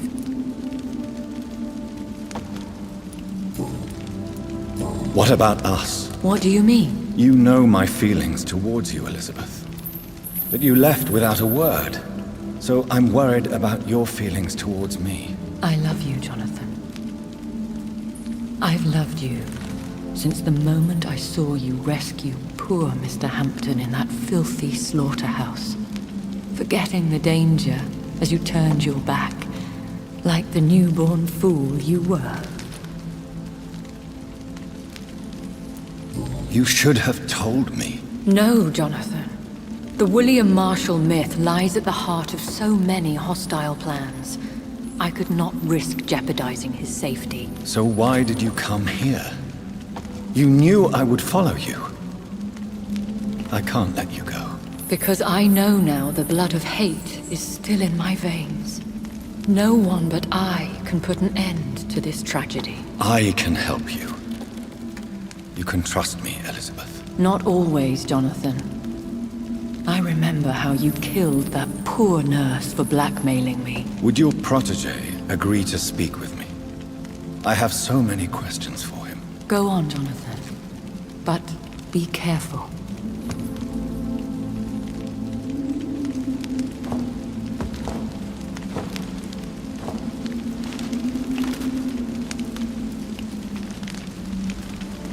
Yes? Sir William. My God.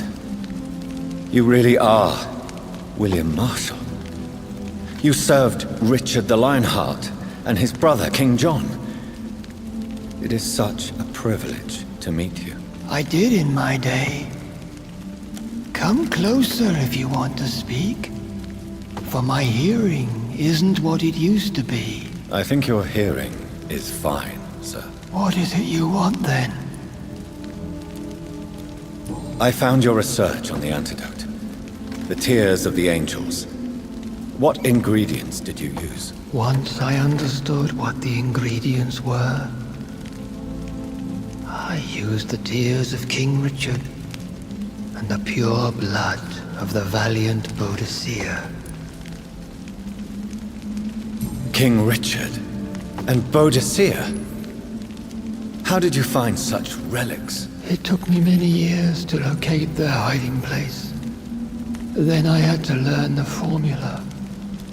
If I recall, it belonged to an ancient brotherhood. The Order of St. Paul, I believe. And did it work? Yes. The tears cleansed my poor Elizabeth's blackened heart. It was such a blessing to see her smile again.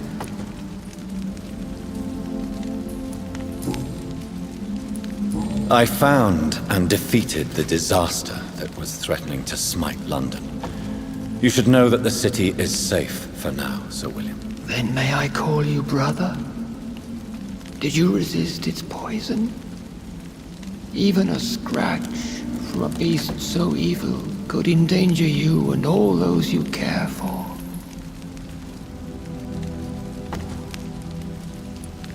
You also defeated one in 1666. Who was it? She was a malicious witch who spread plague throughout the city with her army of rats. She had been hiding in a bakery in Pudding Lane for months when I finally found her. How did you defeat it? We fought for hours.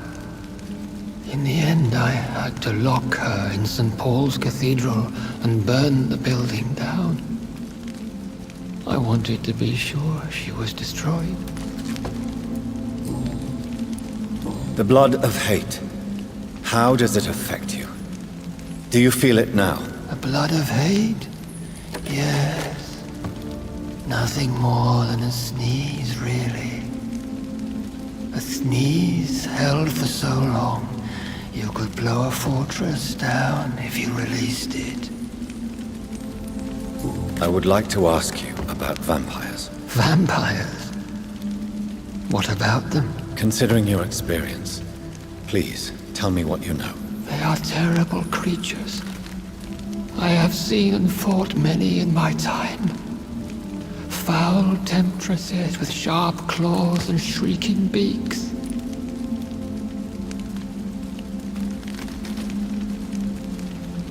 I have never seen such a creature. What are you talking about? Of course you've never seen a creature like them. Vampires are deadly, swift and implacable. Where did you encounter such creatures? The last time I saw one was in a Celtic temple near Salisbury. A terrible and god-forsaken place full of ghosts and pestilence. Can we speak about the Morrigan? The Red Queen. What of her? You met her, did you not? Just once, but she never ceased to sing to me. I love her song. It is a song of blood and war. I only wish she would sometimes let me rest. Do you know who she is? I don't want to discuss this in front of my sweet Elizabeth. Why? For a time, she too could hear the Red Song. The steps she danced to its melody brought pain upon the world. Do you remember Merlin, your maker? Only God is my maker, for he created everything on this earth. He blessed me with eternal life through his archangel, Michael. But Merlin, Michael, is a vampire. He made you a blood-sucking creature of the night. Blood, yes. I used to drink it from the throats of the unworthy. Then I was punished for my deceit. During my penance, I rely entirely upon my sweet Elizabeth. Tell me about Elizabeth. How was she infected? I do not wish to discuss it. Please, Sir William. I need to know what the blood of hate is. How is it transmitted? After defeating the disaster in St. Paul's Cathedral, I returned to my retreat, infected. This is where my sweet Elizabeth found me, for she heard my pain from across the sea. Where is this retreat you mentioned? In London, under Temple Church, beneath my empty tomb. I always loved to sleep there while listening to the bell above. What happened then? The blood of hate had twisted me into a rage-filled man. I attacked my progeny and infected her too. Forgive me, Elizabeth. I failed you. You bit her again? Is that how she was infected with the disaster's blood? I think I understand now. Elizabeth fled, and I fell to my knees, begging for forgiveness. I swore I would find a way to make things right. How did you meet Elizabeth? Times were tough. I had awakened to protect the land from a new plague. I heard her sing for her dead family. Singing for her death to come. I chose to save her. When was that? It was so long ago. A few years after Elizabeth of England and Catherine of France established their alliance against Spain. What did you do? I raised her as my progeny. After she left to see the world, I rebuilt her deceased parents' inn. Owned it as William Thorne for a time. Those were good years. Did you really sacrifice yourself to save her? That was the only righteous path. The blood of hate made me betray her. I am at peace here. I can think about what I've done and how I failed. Do you not want to be cured? No. This hunger is mine. I would feel empty without it. It has been part of me for so long. All I want is quiet. Silence. You agreed to be confined here, then? Yes. Once I was sure she was cured, I asked to be locked down here. I deserve it. The world needs it. We could set you free. Let you out. Isn't that what you want? I pray for the day I'll see the sky again. I have all but forgotten its colors. I could walk and do so many things beneath the stars. But I doubt it will be wise to release me. Then will you stay here and repent? Elizabeth told me it will not be long now. I cannot wait to feel the sweet caress of her hand on my cheek after so long as she releases me.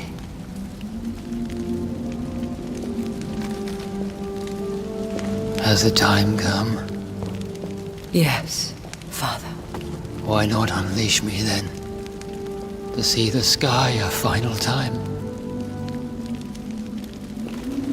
You already are the sky, and all its stars. I'm not defeated, for I welcome the sword you bear, for it is mine. You were never defeated, my lord.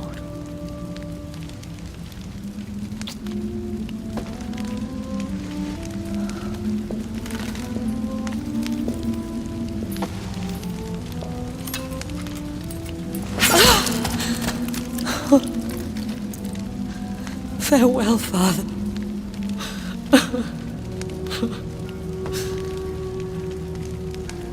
And to you also, Jonathan. What do you mean? I can't stand what I've become. This healthy carrier, as you put it. The flames will purify the poison that runs in my veins. No! I won't allow this to happen. I am death, Jonathan. Wherever I go, I can't stand it. Who cares? We are vampires. We are death. No, Jonathan. I won't bring another disaster into this world. I can't lose you, Elizabeth. Even if it means putting the whole world at risk. How can you say such an awful thing? Where is the Jonathan I once saved from a scowl in this abandoned factory? I'm not that frightened man anymore. I've learned so much. Done so much. I see. So there is nothing worth living for in this world anymore. Farewell, my love. Farewell.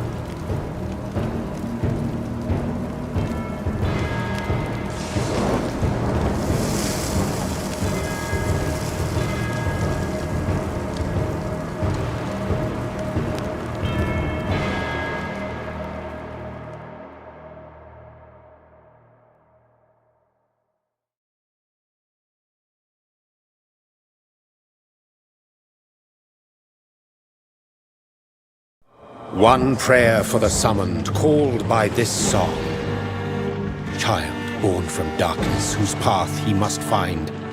Now the song is sung and your path chosen. England is safe, the price paid most dear. But what do you care? You are the one who keeps killing. You've chosen your path, my fallen champion, like others before you. Prey to lust and desire, slave to the everlasting thirst. My queen sleeps once again, and I'll soon join her slumber. until alas she rises, woken by the hunger never fed.